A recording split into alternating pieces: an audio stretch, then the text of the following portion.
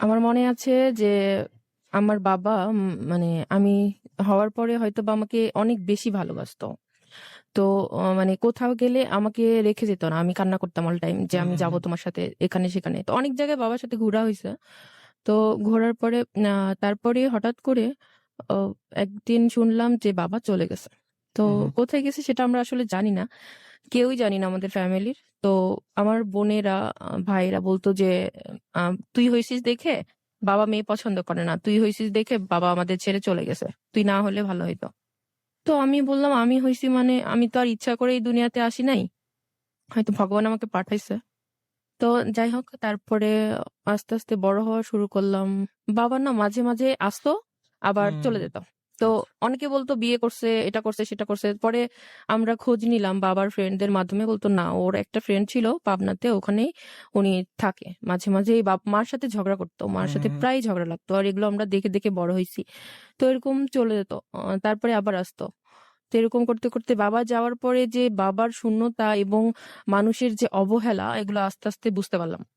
আত্মীয়স্বজন বলেন, কাজিনরা বলেন, বাবা থাকলে একরকম আর বাবা না থাকলে তাদের ভালোবাসাগুলো আরেক রকম। মানে দূর, দূর করতো এরকম। মানে আমাদের পৃথিবীতে আর কেউ নাই। আপনারা ক ভাই বোন ছিলেন? আমরা ৪ বোন ২ ভাই। আপনি বড়? আমি ৩ নাম্বার। ওকে। তো এরকম আসতো যেত এরকম। তো বাবা থাকাকালীন লাইফটা মনে হয় যে অনেক ভালো ছিলাম। মানে এরকম লাইফটা যদি সারা জীবন পেতাম তাহলে মনে হয় আরো ভালো হতো। তো যাই হোক তারপরে আস্তে, আস্তে আমার ছোট ভাই হলো। ছোট ভাই হওয়ার পরে মা তারপরে আবার বাবা ছিল না। আবার চলে আসছিল। আর কিছুদিন তারপরে আবার আমার ছোট বোন হলো। ছোট বোন হওয়ার পরেও বাবা চলে গেছিল। সে লং টাইম চলে গেছিল। তার ৫ বছর হয়তোবা ছিল না আমাদের কাছে। তো তারপরে সবাই অনেক কিছু বলতো। আমাদের টিটকারি মারতো। আর দোকানে কোনো জিনিসপত্র আনতে গেলে অনেকে বাজে কমেন্ট করতো, খারাপ কিছু বলতো। যে দেখ তোদের ছেড়ে চলে গেছে। এরকম অনেক কিছু বলতো। তো তারপরে আস্তে, আস্তে আমি বড় হই। আমি আমার ফ্যামিলিতে আমার নিজের বাসায় আমি থাকতাম না বেশি। আমার একটা বড় মা ছিল। তো ওই বড় মারে আমি এখনো খুব মিস করি এবং ভালোবাসি। তো আমি উনার কাছেই থাকতাম বেশি। তারপরে আসলে কি বলবো মানে মিস মেবি আবেগটাকে একটু কন্ট্রোল করে আজকে বলতে হবে আপনাকে। আপনি অনেক মিস কথা আজকে মিস বলছেন। করি হ্যাঁ। তো মা বলল যে মাকে আমার বড় মা যে বলল, "তুই কি তোর মেয়েকে আমার কাছে দিবি না তোর কাছে রাখবি?" তো মা বলল, "না, আমি একটা মেয়েকেও আমি না খেয়ে থাকতে রাজি আছি। বাট আমার কোনো মেয়েকে আমি তোমার কাছে দিব না।" তো তখন ভাবলাম হয়তো বড় মার কাছে থাকলে আমার লাইফটা অন্যরকম হতো। অনেক কিছু করতে পারতাম। তো অনেক, অনেক দূর আগাইতে পারতাম। ওকে। তো দেয় নাই মা। তারপরে যাই হোক বাবা না থাকার পরে যে কষ্টটা এটা আস্তে, আস্তে বুঝলাম আসলে। তো আমরা সবাই তখন ছোট। মানে ওরকম সাবালিক কেউ ছিল না যে আমাদের সংসারের হালটা ধরবে। তো আমার দাদা অনেক স্ট্রং।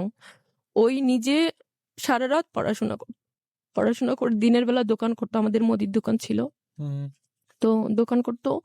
এভাবেই অনেক দিন গেছে যাতে আমরা অনেক কষ্ট করছি। আর বাবা থাকাকালীন আমি আসলে কাউরে বুঝাইতে পারবো না যে আমাদের কখনো অভাব ছিল না। কোনো কিছু হয়তোবা এখন অনেকে মনে করে যে ছি কি গরিব ফ্যামিলি এটা সেটা। বাট আমাদের আত্মীয়স্বজন বা আমার সবাই জানে যে আমার বাবা থাকাকালীন আমরা কি অবস্থায় ছিলাম। বাট বাবা যাওয়ার পরে কি অবস্থা হইছে। তো আমার দাদা ওই পুরা সংসারটা চালাইতো। এরকম চালাইতে আমি আম 7 বা 8 এ এরকম আমার মনে আছে। টাকার জন্য আমি প্রাইভেট পড়তে পারতাম না। প্রাইভেট ছাড়া তো আমার পড়াশোনা কখনোই সম্ভব ছিল না। আর তারপরে আমার দিদি ইন্টার পাস করার পরে ঢাকায় চলে আসে। ওকে। ঢাকায় চলে আসার পরে আমার মামা ঢাকায় মামার বাসা। তো মামার বাসায় ছিল। তো ওইখান থেকে দিদি টিউশনি করতো। টিউশনি করে অনেক টাকা পাঠাইতো। পূজার মধ্যে আমাদের জামা পাঠাইতো। ওটা ওভাবেই আমরা চলতাম। তো আস্তে, আস্তে আমার এক কাজিন ছিল। ওরা আসলে আমার বাবার যাওয়ার পরে যে দুর্বলতা, ওরা আমার নিজের ভাইয়ের মতো। তারপরে আমাদের মানে আমাকে ছাড়ে নাই কখনো যে আ মানে অন্যরকম একটা বিষয়। তো যাই হোক, তো তারপরে আস্তে, আস্তে আমি বুঝলাম সবকিছু। পরে মা বলল কি যে, "ওরে এখানে রাখা সম্ভব না। তুই ঢাকায় নিয়ে যা। ঢাকায় নিয়ে ওখানে তোর পাশাপাশি ও থাকবে, পড়াশোনা করবে, আচ্ছা, টিউশন একটা মিনিট করবে।" রুবি। দ্যাট মিনস আপনি ক্লাস 8 পর্যন্ত মানে ঢাকায় তখন থাকা হতো না? হ্যাঁ, হ্যাঁ। ঢাকায় থাকা কি হতো তখন? না, না ঢাকায় হ্যাঁ 9 পর্যন্ত তারপরে চলে আসছি ঢাকায়। হুম। তো বললেই তো আর সাথে সাথে ঢাকায় চলে আসা যায় না। দিদি বলল যে আমি মামার বাসায় থাকি, মামা মামি নাকি অনেক টর্চার করে, খাবারে কষ্ট দেয়, একটু দেরি করে বাসায় গেলে অনেক কথা শোনায়। এগুলো শুনলে অনেক কষ্ট পাইতাম। ফোনে বলতো, তখন আমাদের 5 টাকা মিনিট ছিল, দিদি ফোন করতো হুম। কথা বলা, বলতাম হয়তো অনেকদিন পর পর। তখন দিদির কথাগুলো শুনে বুক ফেটে কান্না বের হতো, কিছু বলতে পারতাম না। তো নিজের মামা মামি এরকম ছিল, অনেক কষ্ট দিত নাকি দিদিকে। তারপরে আমি আসলাম, আসার পরে দিদি মামার বাসায় ছিলাম। থাকার পরে দেখলাম যে সেম কাহিনী আমার সাথে। মামি আমাকে প্রচুর খাটাইতো, কাজ করাইতো রাত্রেবেলা। মামা আসলে বলতো যে কিছু করে না, ওই শুধু বসে বসে খায়, তুমি ওকে পালবা, তুমি ওকে কেন রাখছো এখানে, তোমার তো এগুলো দায়িত্ব না। তো যাই হোক, পরে আমি দিদির কাছে কান্না করে বললাম, দিদি দেখ মামি এগুলো এগুলো করে, আমার দিয়ে প্রচুর কাজ করায়, আর মামার কাছে ভালো সাজে। তো এরকম করতো। আর মামা তার মানে মামির কথাই বেশি শুনতো। তো দিদি বললো ঠিক আছে, তাহলে আমরা আলাদা বাসা নিই, আলাদা বাসা নিয়ে আমি আর তুই থাকি। তো আমরা পুরান ঢাকায় ছিলাম। দিদি আলাদা বাসা নিল, পরে ওই টিউশনি করতে আমাকে 2টা টিউশনি দিছিল। আমরা 2জন টিউশনি করে থাকতাম, ভালোই থাকতাম। দিদি পড়াশোনা করতো পাশাপাশি। তো বলছিল আমি ভর্তি হব হব করে, আর হয় নাই। তারপরে হচ্ছে আহ, তারপরে হঠাৎ করে আমি আমাদের ওখানে মন্দির আছে, যে পুরানা মন্দির, ওখানে যাওয়া শুরু করি। কত সালের ঘটনা সেটা? 2006 সালে। 2006। 6-এ যাওয়া আসা করি। তো যাওয়ার পরে ভালোই লাগলো যে লাইফটা আবার সুন্দর হতে শুরু করছে, হয়তো বা কিছু করতে পারবো এখান থেকে। তো ওখানে আমাদের যে ভগবান আছে তাদের মালা গাঁথতে হয়, এক এক দিন এক এক রকম পুঁথি দিয়ে মালা গাঁথতে হয়। তো আমাকে না একবার দেখাই দিলেন আমি সেটা পারতাম। তো আমি অল টাইম ওটা করতাম, মালা গাঁথতাম ভগবানের জন্য। তো বেশিরভাগ যাইতাম, সব মন্দিরে যত মানুষ আছে সবাই আমাকে চিনলো যে দেবী, ওইটা অমুকের বোন, এটা বলে চিনতো। তো আসতে যাওয়ার পরে অনেক ছেলে আমাকে না প্রপোজ করলো যে তোমাকে আমার ভালো লাগে, এটা সেটা দুনিয়ার। তখন আমি আসলে ভালোবাসা কি জিনিস হয়তো বা বুঝি নাই, তখন আমার বয়স 15 বছর চলতেছে। তো আমি বললাম বাহ, জীবনটা তো অনেক সুন্দর। অলরাইট। আহ, 15 বছর বয়সে হ্যাঁ, মানে প্রপোজাল গুলো পাওয়ার পরে হ্যাঁ, মনে হলো যে লাইফটা অনেক অনেক সুন্দর। সুন্দর। আচ্ছা, আহ, তারপর? তো আমি তখন না আমি হিমশিম খেয়ে গেছি যে কাকে একসেপ্ট করব, কাকে বলবো যে হ্যাঁ আমি তোমাকে ভালোবাসি। আবার ভয়ও লাগে। আমরা যখন গ্রামে ছিলাম বগুড়াতে, তো সবাই বলতো ঢাকাইয়া ছেলেরা ভালো হয় না, মেয়েদের খালি ইউজ করে, তারপরে বিয়ে করে ছেড়ে যায়, আবার আরেক জায়গায় বিয়ে করে। তো এই ভয়টা আবার ভিতরে কাজ করতো। তো পরে চিন্তা করলাম আমার মামাও তো ঢাকায়, আমার মামা তো এরকম করে নাই। Right. তারপরে এখন আমার হাজবেন্ড যে, ওর সাথে দেখা হলো। দেখা হওয়ার পরে আসতাম যেতাম, ওই শুধু তাকাইতো, আমিও তাকাইতাম, হাসতাম, ফাজলামি করতাম এরকম। তো ওর ফ্রেন্ডদের এনে আমাকে দেখাইছে যে দেখ আমি ওকে পছন্দ করি, আমি ওকে বিয়ে করতে চাই। তো ওর ফ্রেন্ডরা বললো এ তো বাচ্চা মেয়ে, তুই ওরে কি বিয়ে করবি, আর বড় হোক তারপর দেখা যাবে। বলছে না, না আমি কথা বলবো। তো আমার হাজবেন্ড আমাকে লিখে দিল যে তুমি শিব মন্দিরে আসো। তা আমি নতুন, তখন অত কিছু চিনি না, শিব মন্দির কোথায় জানিও না, আমি যেতেও ভয় পেয়েছি, যাই নাই। তো পরে নেক্সট টাইমে বলছে তুমি যাও নাই কেন, বলছে আমি তো চিনি না, কিভাবে যাব। তো বলতেছে যে ঠিক আছে, আমি বলছি, তারপর বলতেছে যে আমি তোমাকে ছাড়া বাঁচবো না, আমি তোমাকে সত্যি ভালোবাসি। আর এটা মানে দেখার পরিচয়ের কতদিন পর বললো? 6-7 দিন হবে। 6-7 দিন। হ্যাঁ। ওকে। তো আমাকে দেখার পর সে নাকি কন্টিনিউ মন্দিরে যেত, সেটা আমি জানি না, ওকে। বিয়ের পরে শুনছি। তো অফিস থেকে এসে তাড়াহুড়া করে রেডি হয়ে বের হতো, আমার শাশুড়ি বলতো যে কই যাচ্ছিস তুই, নিশ্চয়ই কোনো কারণ আছে। তো আমার মানে সে তো মা, হয়তো বা কিছু বুঝতে পারছে। তো তারপরে হচ্ছে আমি বললাম দেখেন আমার এখন জানি না, আমার লাভ টাভ আমি বিশ্বাস করি না, যদি আপনি বিয়ে করতে চান আমার ফ্যামিলিকে বলতে পারেন। তো ও বলতে ঠিক আছে, আমি কার সাথে কথা বলবো, এখানে তোমার কে কে আছে। আমি বললাম এখানে মামারা আছে, বাট মামাদের সাথে কথা বললে হবে না, দিদির সাথে কথা বললে হবে। তো দিদির আমি বললাম দিদি কালকে না একজনের সাথে তোরে পরিচয় করে দিবো। বলছে কেন, আমি বলছি দরকার আছে। তো ওই আবার কোনো প্রশ্ন করে নাই। পরদিন পরিচয় করে দিছি, দেওয়ার পরে আমি বলছি এই ছেলেটা আমাকে অনেক ভালোবাসে, ওই বিয়ে করতে চায়, এখন তুই যদি রাজি হস বা সবকিছু দেখিস ওর সব ব্যাকগ্রাউন্ড, তাহলে আমিও রাজি। তো এরকম বলার পরে তো দিদি বললো ঠিক আছে, আমি ওর ডিটেলস জানি, ওর ফ্রেন্ড সার্কেলরা আবার দিদিকে চিনতো ভালো মতো, দিদি অনেক বছর ধরে ঢাকায়। তো তো তারপরে দিদি আমার আমার আর এক বোন ছিল, গুরু বোন, তো ওর বাসায় যাই আমরা কথা বলি ফাইনালি। তো ওই বললো যে দিদি সবকিছু বললো ওর সাথে খোলামেলা, যে আমরা বিয়ে দিতে পারি, বাট আমরা কিছু দিতে পারবো না। আপনি নেক্সট টাইমে প্রেশার দিতে পারবেন না যে আপনার বোনকে খালি হাতে দিছেন, কিছু দেন নাই। এটা কিন্তু আমি ফার্স্ট থেকে বললাম। হুম। তো আমার দিদি পরে আমার হাজবেন্ড বললো ঠিক আছে আমি কিছু চাই না, আমি ওকে চাই, ওকে এক কাপড়ে দিলেও আমরা রাজি আছি, মানে আমি রাজি আছি। তো আমি বলতেছে যে আপনার বাবা মা বা সবাই ফ্যামিলির অনেক কিছু বলবে না? তো বলছে যে না আমি ম্যানেজ করব। তো যাই হোক, এর মধ্যে ওর ফ্যামিলির সাথে কথা বললো, বলার পরে আমাদের এঙ্গেজমেন্টের তারিখ ঠিক করে ফেলছে। আচ্ছা, তো আমাদের এঙ্গেজমেন্ট হইলো, আংটি পরাইলো ওরা। কত সালে মানে এঙ্গেজমেন্টটা হয়? 6 লাস্টের দিকে দিছে। 2006 শেষের হ্যাঁ। দিকে। Okay. তো তারপরে এঙ্গেজমেন্ট পড়ার পরে আমি আবার বাড়িতে চলে গেলাম বগুড়াতে। তখন পূজা ছিল সামনে। হুম হুম হুম। তো পূজার মধ্যে মনে হয় 1-1.5 মাস হয়তো বাড়িতে ছিলাম। থাকার পরে ওর সাথে আমার ওই আমাকে একটা ফোন দিছিল কথা বলার জন্য, যে তুমি বাড়িতে চলে যাবে, তখন তো কথা বলতে পারবো না। তো আসলে আমি তার প্রতি এতটাই পাগল ছিলাম। এই পাগল থাকার কারণটা কি ছিল? মানে আপনার আসলে অল্প আমি বয়স? হতে পারে, এটা হতে পারে। ওকে বা না, আরেকটা জিনিস, ওই আমার কেয়ারিং করতো অনেক। ওকে। কোথাও গেলে আমার দিদির হাতে টাকা দিত যে এটা নিয়ে ওকে কিছু কিনে দিয়েন বা এটা খরচ করেন। আমার অনেক ভালো লাগতো, বিশ্বাস করেন আমার অনেক ভালো লাগতো যে তার সাথে আমার কোনো সম্পর্ক হয় নাই, এখনো বিয়েও হয় নাই, তারপরেও সে এত কিছু করে। তাহলে বিয়ের পরে জানি কত কিছু করবে। আপনার তখন বয়স কত ছিল প্রায়? 15 বছরই চলতেছে। আচ্ছা, তখন আপনার বয়ফ্রেন্ডের বয়স কিরকম? ওর 26 বা 25 এরকম। দ্যাট মিন্স 10-12 বছরের গ্যাপ হ্যাঁ। অলমোস্ট। ওকে। তো তারপরে আমি বাড়িতে ফোনে কথা হইতো, হওয়ার পরে ভালোই গেল। তারপরে আবার 1.5 মাস পরে চলে আসলাম। দিদি বলছিল আমাকে ওখানে থাকার জন্য, পরে মা বললো না থাকার দরকার নেই, তুই ঢাকায় নিয়ে যা। পরে ঢাকায় চলে আসছি। আসার পরে ওর সাথে দেখা হয়তো মাঝে মাঝে। দিদিরে অনুমতি নিয়ে বলতো যে এখন তো আমাদের আংটি পরানো হয়ে গেছে, এখন তো বের হলে কোনো সমস্যা নেই। তো বের হইতাম এখানে সেখানে, ঢাকেশ্বরী মন্দির এখান সেখানে যেতাম, ঘুরে টুরে আবার বাসে দিয়ে আসতো। এরকম হওয়ার পরে হঠাৎ করে একদিন দিদির সাথে আমার অনেক ঝগড়া লাগে, কোন একটা বিষয় হয়তো মনে নেই। তো ঝগড়া লাগার পরে আমি বলি যে আমি তোর সাথে থাকবো না। তারপরে ওকে ফোন দিয়ে আমি বলি আমার এখনই নিয়ে যাও, আমি এখানে থাকবো না। তো বলতেছে এটা কি সম্ভব? তো দিদির সাথেও আবার ওর সাথে ঝগড়া লাগে যে আমি এভাবে কিভাবে হুট করে নিয়ে আসি, ওকে একটু বোঝান। তো বলতেছে আপনার বউ আপনি নিয়ে যান, আমি এখানে রাখতে পারবো না। তো এগুলো বলার পরে এক পর্যায়ে ওর সাথে ঝগড়া লাগে। তো দিদি বলছে মানে আমার হাজবেন্ড বলছে ঠিক আছে তাহলে আমি এখনই ওকে নিয়ে আসবো। পরে ওর মা আর আমার ননাস যে ওনাকে পাঠাইছে। পাঠানোর পরে তখনই আমাকে এক কাপড়ে ওরা নিয়ে আসছে আমার ননাসের বাসা। নিয়ে আসার পরে এখন তো বেশি দিন এইভাবে থাকা যাবে না, সবাই কথা বলা বলি করতেছে যে বিয়ে দিতে হবে। তো আমারে বলছে যে তুমি কিভাবে বিয়ে করতে চাও, ঢাকেশ্বরীতে না অনুষ্ঠান করে? তো আমি বলছি আমার তো অনেক স্বপ্ন বিয়ে নিয়ে, মনে হচ্ছে না সেই স্বপ্নগুলো পূরণ হবে, এখন আপনারা যা করবেন তাই।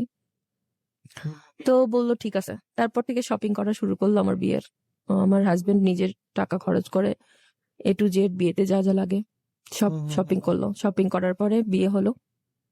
বিয়ে হলো বলে কিছুদিন আগে দিদিকে ফোন দিছে যে আমরা তো বিয়ের সবকিছু প্রিপারেশন নিয়ে ফেলছি, আপনারা আসেন, দিন তারিখ ঠিক করবো। তো দিন তারিখ ঠিক করে দিদি চলে গেল। একটাবার জিজ্ঞেস করলো না যে আমি কেমন আছি, কি অবস্থা। ওই যে ঝগড়া লাগছিল যে, ওই ঝগড়াটা মেইনলি কি নিয়েছিল? আমি জানি না, হয়তোবা খাবার কিংবা আমি একটা কিছু চাইছিলাম, হয়তোবা এরকম কিছু একটা হবে। ওকে। তো তারপরে ওই উধাও, ওর আর কোনো খবর নাই। আমার হাজবেন্ড ফোন দিচ্ছে যে বিয়ের দিন অনেক কাছে চলে আসছে, আপনি কোথায়, আপনার গার্জেনদের নিয়ে আপনি আসেন বাসায়। ফোন রিসিভ করে নাই, কোথায় ছিল জানি না। তারপরে বিয়ের 2 দিন আগে আসলো।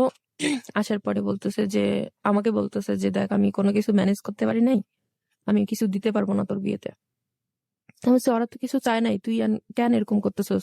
বাট ওর একটা পারফেক্ট বয়স ছিল, তো ওই বুঝতো যে বিয়েতে যদি আমি এখন কিছু না দেই হয়তো বা নেক্সট টাইম আমার বোনকে অনেক কিছু ওরা বলবে।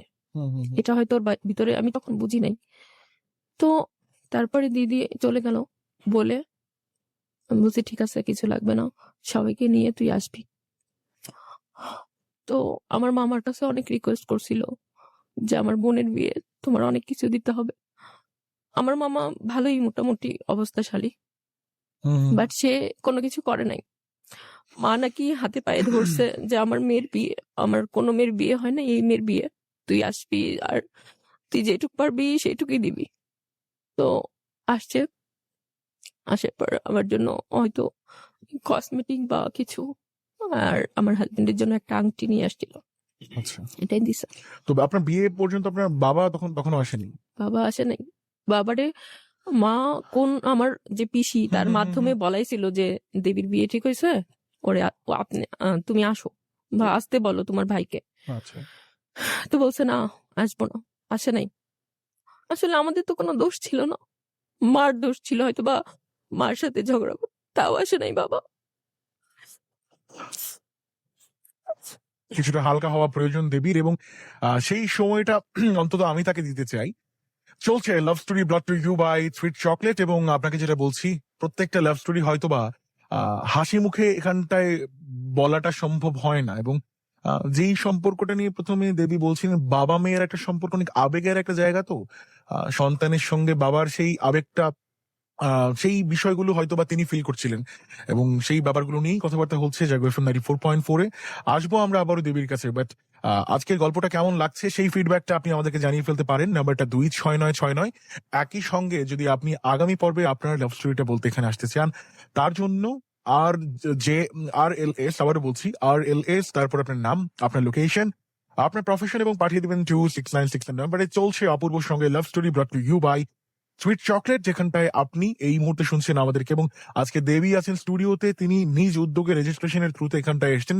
তার জীবনে ঘটে যাওয়া ভালোবাসার প্রভাব, ভালোবাসা আসলে শেষ পর্যন্ত কোন দিকে যায়, আমরা গল্পের শুরুতে যতটুকু বুঝতে পারলাম যে ফ্যামিলি থেকে একটু একটু করে অ্যাটাচড একটা মানুষ, মানে ডিটাচ কিভাবে হয়ে যায় একটা মানুষ, পরিবার থেকে কতটা মানে মানে অল্প সময়ে দূরে সরে যেতে পারে, পরিবারের প্রিয় মানুষগুলো থেকে কিভাবে একটু একটু করে দেখছিলাম যে দেবীর বাবা একটা পর্যায়ে তাদেরকে ফেলে চলে যায়, দেবীর দিদি যিনি ছিলেন, বোন যিনি ছিলেন, তিনিও একটা সময় পর দেবীর হাতটা ছেড়ে দেয়, রাইট?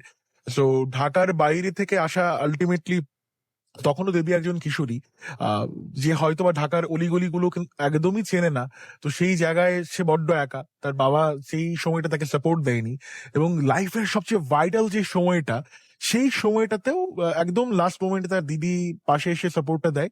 কিন্তু তবুও মানে একটা মেয়ে বা একটা সন্তানের যেই চাওয়াটা থাকে যে তার বিদায়টা আলটিমেটলি তার বাবা নিজে দাঁড়িয়ে থেকে দেবে, আহ ওই জিনিসটা আমার মনে হয় না শেষ পর্যন্ত দেবী পেয়েছিল। সো শেষ পর্যন্ত আপনার বাবা আসেনি দেবী, এই তো? না। ওকে, সো ফাইনালি কি হলো এরপরে বলুন। তারপরে বিয়ে হলো। বিয়ের মধ্যে সবাই কথা বলা বলা করতেছে যে কেমন ফ্যামিলি, কেউ আসে না, কোথায় গেল সবাই। তারপরে আমার আমার যে বিয়েতে লাকেজ দেয়, সবাই আমার সামনে আমাকে, আমার আমার লাইফে না ছোটবেলা থেকে অনেক ইনসাল্টিং হইতে হয়েছে। তো ভাবছিলাম বিয়ের পরে হয়তো বা অনেক সুখী হব, অন্তত হাজবেন্ড, শাশুড়ি এগুলো আমাকে বুঝবে। আমি ছোটবেলা থেকে কেমন হয়তো বা আমার আত্মীয় স্বজন জানে, আমি না অনেক কিছু মিস করে আসছি আসলে। ছোটবেলা মনে পড়ছে যেগুলো, ছোটবেলা না গাছ থেকে অনেক কিছু চুরি করতাম, চুরি করে নিজে খেতাম না, হয়তো পাড়াপড়শি বা ফ্রেন্ড সার্কেল, মানে বোনরা যেরকম ছিল পাড়াপড়শি তাদের দিতাম, দিয়ে ভাবতাম কি ওদের দিলে মনে হয় আমাকে অনেক ভালোবাসবে। গাছ থেকে চুরি করে করে অনেকের ফল মানে বড় হইতে দিতাম না, আমি অনেক গাছে উঠতে পারতাম। আচ্ছা, তো অনেক চুরি করছি লাইফে, তো এগুলা চুরি করে অনেকে দিতাম, আবার স্কুলের টিচারদের দিতাম যাতে তারা আমাকে আদর করে ভালোবাসে। আচ্ছা, ফাইনালি 2006 এর শেষের দিকে আপনার অবশেষে বিয়েটা হলো। বিয়েটা হলো, হওয়ার আচ্ছা, পরে কতদিন প্রেমটা ছিল আপনাদের? 6 মাস। তো 6 মাসের প্রেমে আপনি আসলে কিভাবে ডিসিশনটা নিলেন যে বিয়ে করবেন? আপনি আমার তো ফার্স্ট থেকেই শুনছেন যে তখন একটা অভাবের সংসারের মতন ছিল। দ্যাট মিনস আপনি একটা খুঁটি খুঁজছিলেন, একটা হ্যাঁ, মানুষ খুঁজছিলেন যে right. মানুষটা আপনাকে সাপোর্ট দিবে, হ্যাঁ। এবং এই জায়গাগুলো লিসেনারদেরকে একটু মনে রাখতে বলবো, এই কারণে গল্পের শেষ অবধি যখন যাবে কিছু কিছু জিনিস খুব ঝাপসা লাগবে, তখন মনে হয় দেবীর এই কথাগুলো একটা স্টেটমেন্ট হয়ে থাকবে। এই মানুষটা ছোটবেলা থেকে তার বাবার যে আদরের যে জায়গা, হুম, সেই মানুষটা প্রচন্ড পরিমাণে মিস করে গেছেন। একটা সময় বোনের সাপোর্টও পাইনি, তো সবকিছুর পর আলটিমেটলি কিছু জিনিস হারিয়ে তিনি একটা মানুষ খুঁজছিলেন যেই মানুষটার আশ্রয়ে বা যেই মানুষটার কাছে তিনি খুব করে ভালো থাকতে পারবেন। এই জন্যই তখন কত 15-16 বছর বয়সে, আপনার 15 বছর। 15 বছর বয়সে বিয়ের ডিসিশনটা তিনি দেবী নেয়, এবং বিয়ে ফাইনালি হয়। হুম। ওকে, তারপর কি হলো? তারপরে আমার ননাসের বাসায় ছিলাম বিয়ের পর, মানে বিয়ের 15-16 দিন বা এর বেশি হবে ছিলাম। তো আমার ননাসের অবস্থাটা অনেক ভালো ছিল, আচ্ছা, ওখানে ছিলাম। তো আমি আমার শ্বশুর বাড়িটা, আসলে আমাদের হিন্দুদের মধ্যে শ্বশুর বাড়ি দেখে না আগে নাকি বিয়ের আগে। তো আমার দিদি বলছিল যে তোর কোনো টেনশন নাই, তোর শ্বশুর বাড়ির তোর যেগুলো পছন্দ সব আছে, তোর কোনো অভাব হবে না, তুই তো এগুলোই পছন্দ করিস, ঘর সাজানো গুছানো জিনিসপত্র থাকবে সবকিছু। দিদি আবার আমাকে না ছোটবেলা থেকে বুঝতো, আবার অনেক সময় বুঝতো না, এরকম ব্যাপার ছিল। তো বলতো সবকিছুই আছে, তোর কোনো কষ্ট হবে না। তো আমি যখন 16-15 দিন পরে আমার শ্বশুর বাড়ি গেলাম, যাওয়ার পরে তো আমি আকাশ থেকে পড়ছি যে আমার নিজের বোন আমার নিজের সর্বনাশ করলো। হুম হুম হুম যে দেখি ওদের ওরকম কিছুই নাই, মানে একটা খাট আর একটা ওয়ারড্রপ, টিভি ছিল আমার রুমে। আচ্ছা আমি যে নতুন বউ কাপড় রাখবো এরকম কোনো কিছু ছিল না, আমার লাকেজেই আমার কাপড় থাকতো। তো যাই হোক, তো যে দেখি অনেক কিছু ভাঙ্গা ঘরের।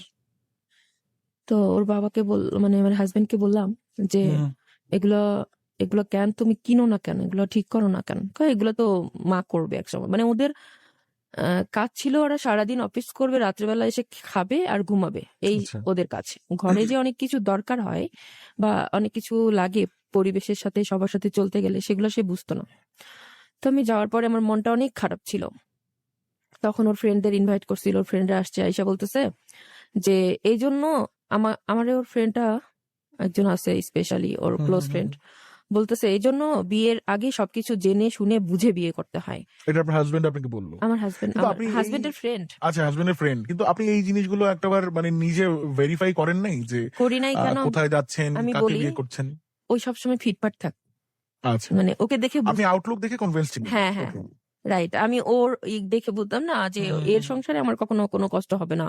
ওই যেভাবে চলাফেরা করে, আর কখনো আমাকে বের হইলে আমি যে কি কি পছন্দ করি সবই কিনে দিত। তো এগুলো দেখে আমি মুগ্ধ হয়ে গেছিলাম। তো আমার ওর ফ্রেন্ড যখন বললো যে এই জন্য বিয়ে করার আগে সবকিছু দেখে শুনে, এখন মুখ চোখ কালো করলে কিছু হবে না, তো এটা শুনে অনেক হার্ডিং হল, আমার অনেক কষ্ট লাগলো। তো আস্তে আস্তে দিন গেল এভাবে। তো আমরা তো আমার শ্বশুরা সাবলেট থাকতো, আচ্ছা তারা 2টা চুলায় 3টা ফ্যামিলি রান্না করতে হতো। আর সবচেয়ে বড় কথা হলো, আমি না বিয়ের আগে জল ভরে খাইছি কিনা মনে নাই, আমার মেজ বোন আছে যে ওই সবকিছু করতো, ঘরে রান্না বাড়া, ঘর কাপড় সবকিছু, খাবার দেওয়া সব করতো, একটু জেড করতো। মা কিছু করতো না ওরকম, আমরা সবাই বড় বড়ই ছিলাম তো, তো ওই করতো। তো এখানে আসার পরে উম আমাকে ওরকম কেউ ভালোবাসে নাই। আমার শাশুড়ি বলে নাই যে তুমি তো পারো না কিছু, আমি তোমাকে দেখাই দিব, আমি তোমাকে শেখাই দিব, আস্তে আস্তে পারবা। সে মানুষের কাছে বলে যে আমার ছেলে কি বিয়ে করছে, কোনো কিছু পারে না, না দেখতে সুন্দর, না কোনো দিক দিয়ে, মানে তখন আমি শুকনা ছিলাম, তখন আমি 40 কেজি ছিলাম আমার বিয়ের সময়। আচ্ছা তো অনেক শুকনা ছিলাম আচ্ছা, প্লাস। এই জায়গাটা পয়েন্ট টু বি নোটেড। দেবীর যখন বিয়ে হয় আলটিমেটলি তখন তিনি কিশোরী এবং 15 বছর বয়স তার। এবং 15 বছর বয়সে আলটিমেটলি একটা মেয়ে বা একজন নারীর যেই স্ট্রাকচারে থাকাটা প্রয়োজন, দেবী আমি কি ভুল, সেই স্ট্রাকচারে আপনি ছিলেন? ঠিক। বাট ওই জায়গাতে আসলে আলটিমেটলি একটা কনফ্লিক্ট লাগছিল তার শাশুড়ির সঙ্গে যে কেন ওরকমটা না একজন স্ত্রী, বা এখনকার সমাজের কথা যদি চিন্তা করি, যদিও দেবী বিয়েটা হয় 2006 সালে, এখন আপনি বসে আছেন 2020 সালে। না না, সরি, 7 সালে বিয়ে হয়েছে। 2007 সালে বিয়েটা হয়, বাট 2007 থেকে 2020 লম্বা একটা সময়। তবুও ওই জায়গা থেকে একজন শাশুড়ির যে এক্সপেকটেশন একজন ওয়াইফ হিসেবে, তো ওই জিনিসগুলো হয়তো বা তার সঙ্গে আপনি মেলেন। মেল নাই। আচ্ছা সে আমাকে কখনো বুঝায় নাই, সে পাড়াপাশিকে বলতো যে ফকিন্নির মাইয়া বিয়ে করছে, একটা কিছু দেয় নাই, আবার করে ফুটাঙ্গি করে, কোনো কম বাট আপনাকে এর আগে কি উনি বিয়ের আগে দেখেনি? দেখছে, তখন বলেনি কথাগুলো? কিচ্ছু বলে নাই, কারণ তার ছেলে বলছে আমি বিয়ে করলে এখানেই করবো, নাহলে আমি আর বিয়ে করবো না, ওকে। এটার জন্য। তো যাই হোক, কিছু বলে নাই। তো আমি তো কিছু করতে পারতাম না আসলে, আর গ্যাসের চুলাও আমি ধরাইতে পারতাম না ঢাকা শহরে। তখন দিদি রান্না করতো, তো দিদি সবকিছু করতো, তো অনেক আদরে ছিলাম তখন। তো এরকম আমার কাছে, আমি একদিন শুনতেছি বাথরুম থেকে যে আমার পাড়াপড়শিকে বলতেছে ফকিন্নির মেয়ে আনছে, আমার ছেলেটার কপাল খাইছে, কোনো শ্বশুর বাড়ি নাই, কিছু নাই, কোনো কিছু দেয় নাই বিয়েতে, আবার নিজে কাজও পারে না। একটা গুণ তো থাকে মানুষের, কোনো গুণই নাই, রান্না বাড়াও পারে না। তো উনি আবার বলতেছে দেখো ওর বয়সটাই কি, ওই তো ছোট, আপনি শিখা নিবেন তাহলেই হবে। ওই দিদিটা এখনো আমার সাথে সম্পর্ক আছে, তো ওই দিদিটা আমার শাশুড়িকে এগুলো বলছে। তো আস্তে আস্তে গেল এরকম দিন, 2 মাস গেল। 2 মাসের মধ্যে আমার ননাসরা, এই 2 মাসে আপনার হাজবেন্ডের সঙ্গে আপনার রিলেশন, অনেক নতুন ভালো, বিয়ে করলেন, কেমন যাচ্ছিল? সেই অনেক।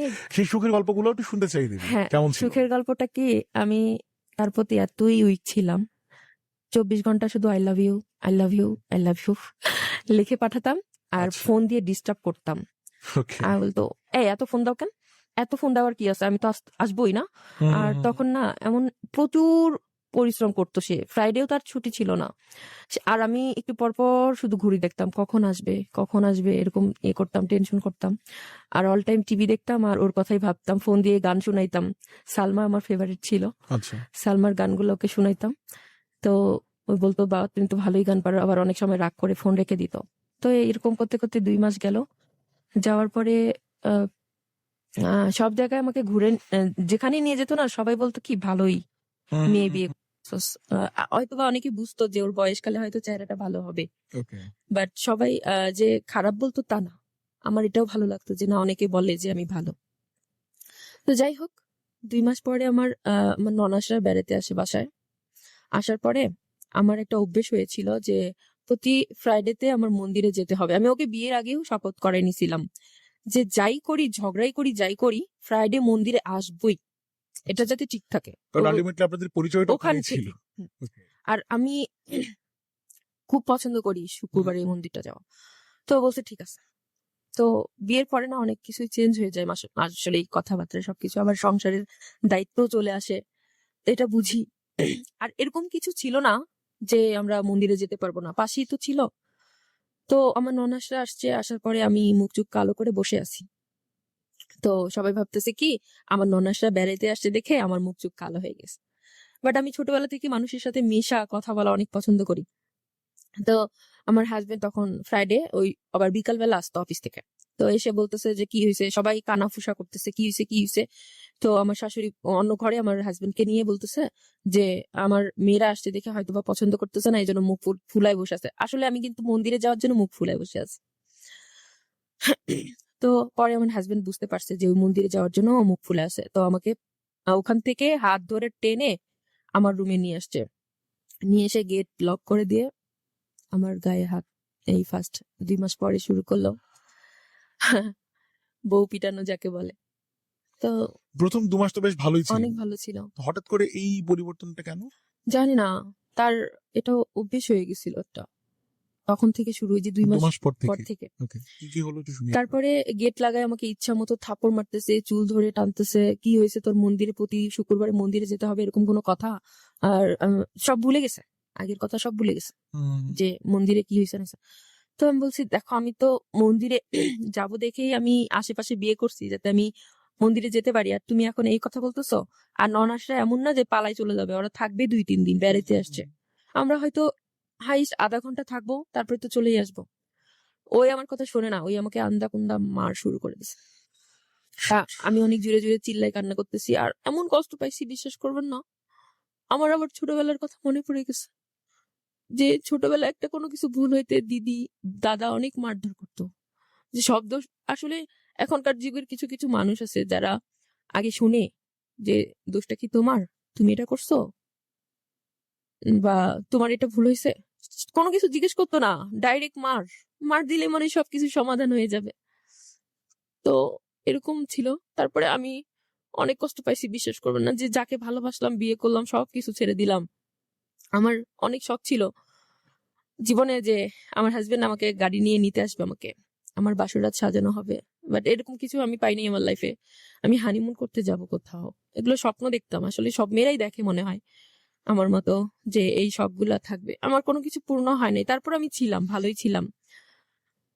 তারপরে যখন গায়ে হাত তুললো, ও মেরে টেরে ও মারতেছে, পরে আমার বাইরে থেকে আমার ননাসা বলতেছে যে মারবে না, কি করবে, আমরা আসছি, আমাদের দেখে মুখ চুখ ফুলায় বসে আছে, কোনো কাজ তো পারে না, কিছু করে না, আর কিছু হলে তো ফকিনীর মেয়ে, ফকিনীর মেয়ে আসছে, এখন এখন আবার বড় বড় কথাবার্তা, বড় বড় কিছু করে। তো এরকম করতো। তারপরে আমি এগুলো আমি শুনতেছি, আমার না মার, ওরে যে ওই যে আমাকে মারছে মনে হয় এত কষ্ট পাই নাই, কিন্তু ওদের কথাতে আমি অনেক কষ্ট পাইছি। তারপরে আমি গেট লক করে দিছি আমার ফার্স্ট, তখন আমি ফাঁসি দিলাম। মানে সুইসাইডের অ্যাটেম্প নিলেন হ্যাঁ, বিয়ের কত 2 প্রায় মাস পর। 2 মাস পর? তো আমি তো বাঁধতে পারি না আসলে, শাড়ি ছিল, আমার শাড়ি ছিল, ড্রয়ার থেকে বের করে ফ্যানে ঝুলায় ফাঁসি দেওয়ার অনেক চেষ্টা করছি, অনেক পাচ্ছি। তো দেখেন ভগবানের কি ইয়া, উপরে একটা জানলা ছিল, ওইটা না পর্দা ছিল না, খোলা থাকতো। ওই বাসা, ওইটা আবার আরেক পাঁচতলা আরেক ফ্ল্যাটের বাসা থেকে দেখা যায়। যে আচ্ছা। তো আমাদের যে বাড়িওয়ালার ছেলে, ভাইয়াটা অনেক ভালো, তো উনি 5 তলা থেকে দেখতেছে যে আমি ফ্যানে ওইটা বাঁধতেছি। উনি কি করছে, পাঁচতলা থেকে লাফ দিতে দিতে আমাদের বাসায় আসছে। আইসা বলতেছে তোর বউ ফাঁসি দিচ্ছে, তোরা বাইরে বসে কি মিটিং করতেছিস, গল্প করতেছিস, মানে ওরা সবাই আমাকে নিয়ে আলোচনা করতেছে, বুঝছেন। তো তারপরে আহ ওই বলতেছে যে আমি যে পাঁচতলা থেকে কিভাবে লাফ দিছি একমাত্র উপরওয়ালা জানে। তারপরে ইচ্ছা মতো গেট বাড়ালো, আমি তো গেট খুলিই নাই।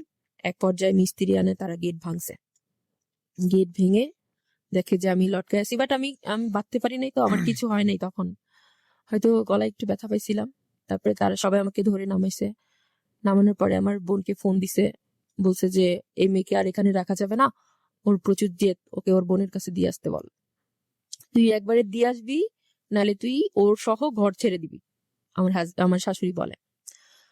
তো আমার হাজবেন্ড আসলে তখন মেজাজটা অন্যরকম ছিল, আমাকে নিয়ে দিয়ে আসছিল আমার বোনের বাসায়।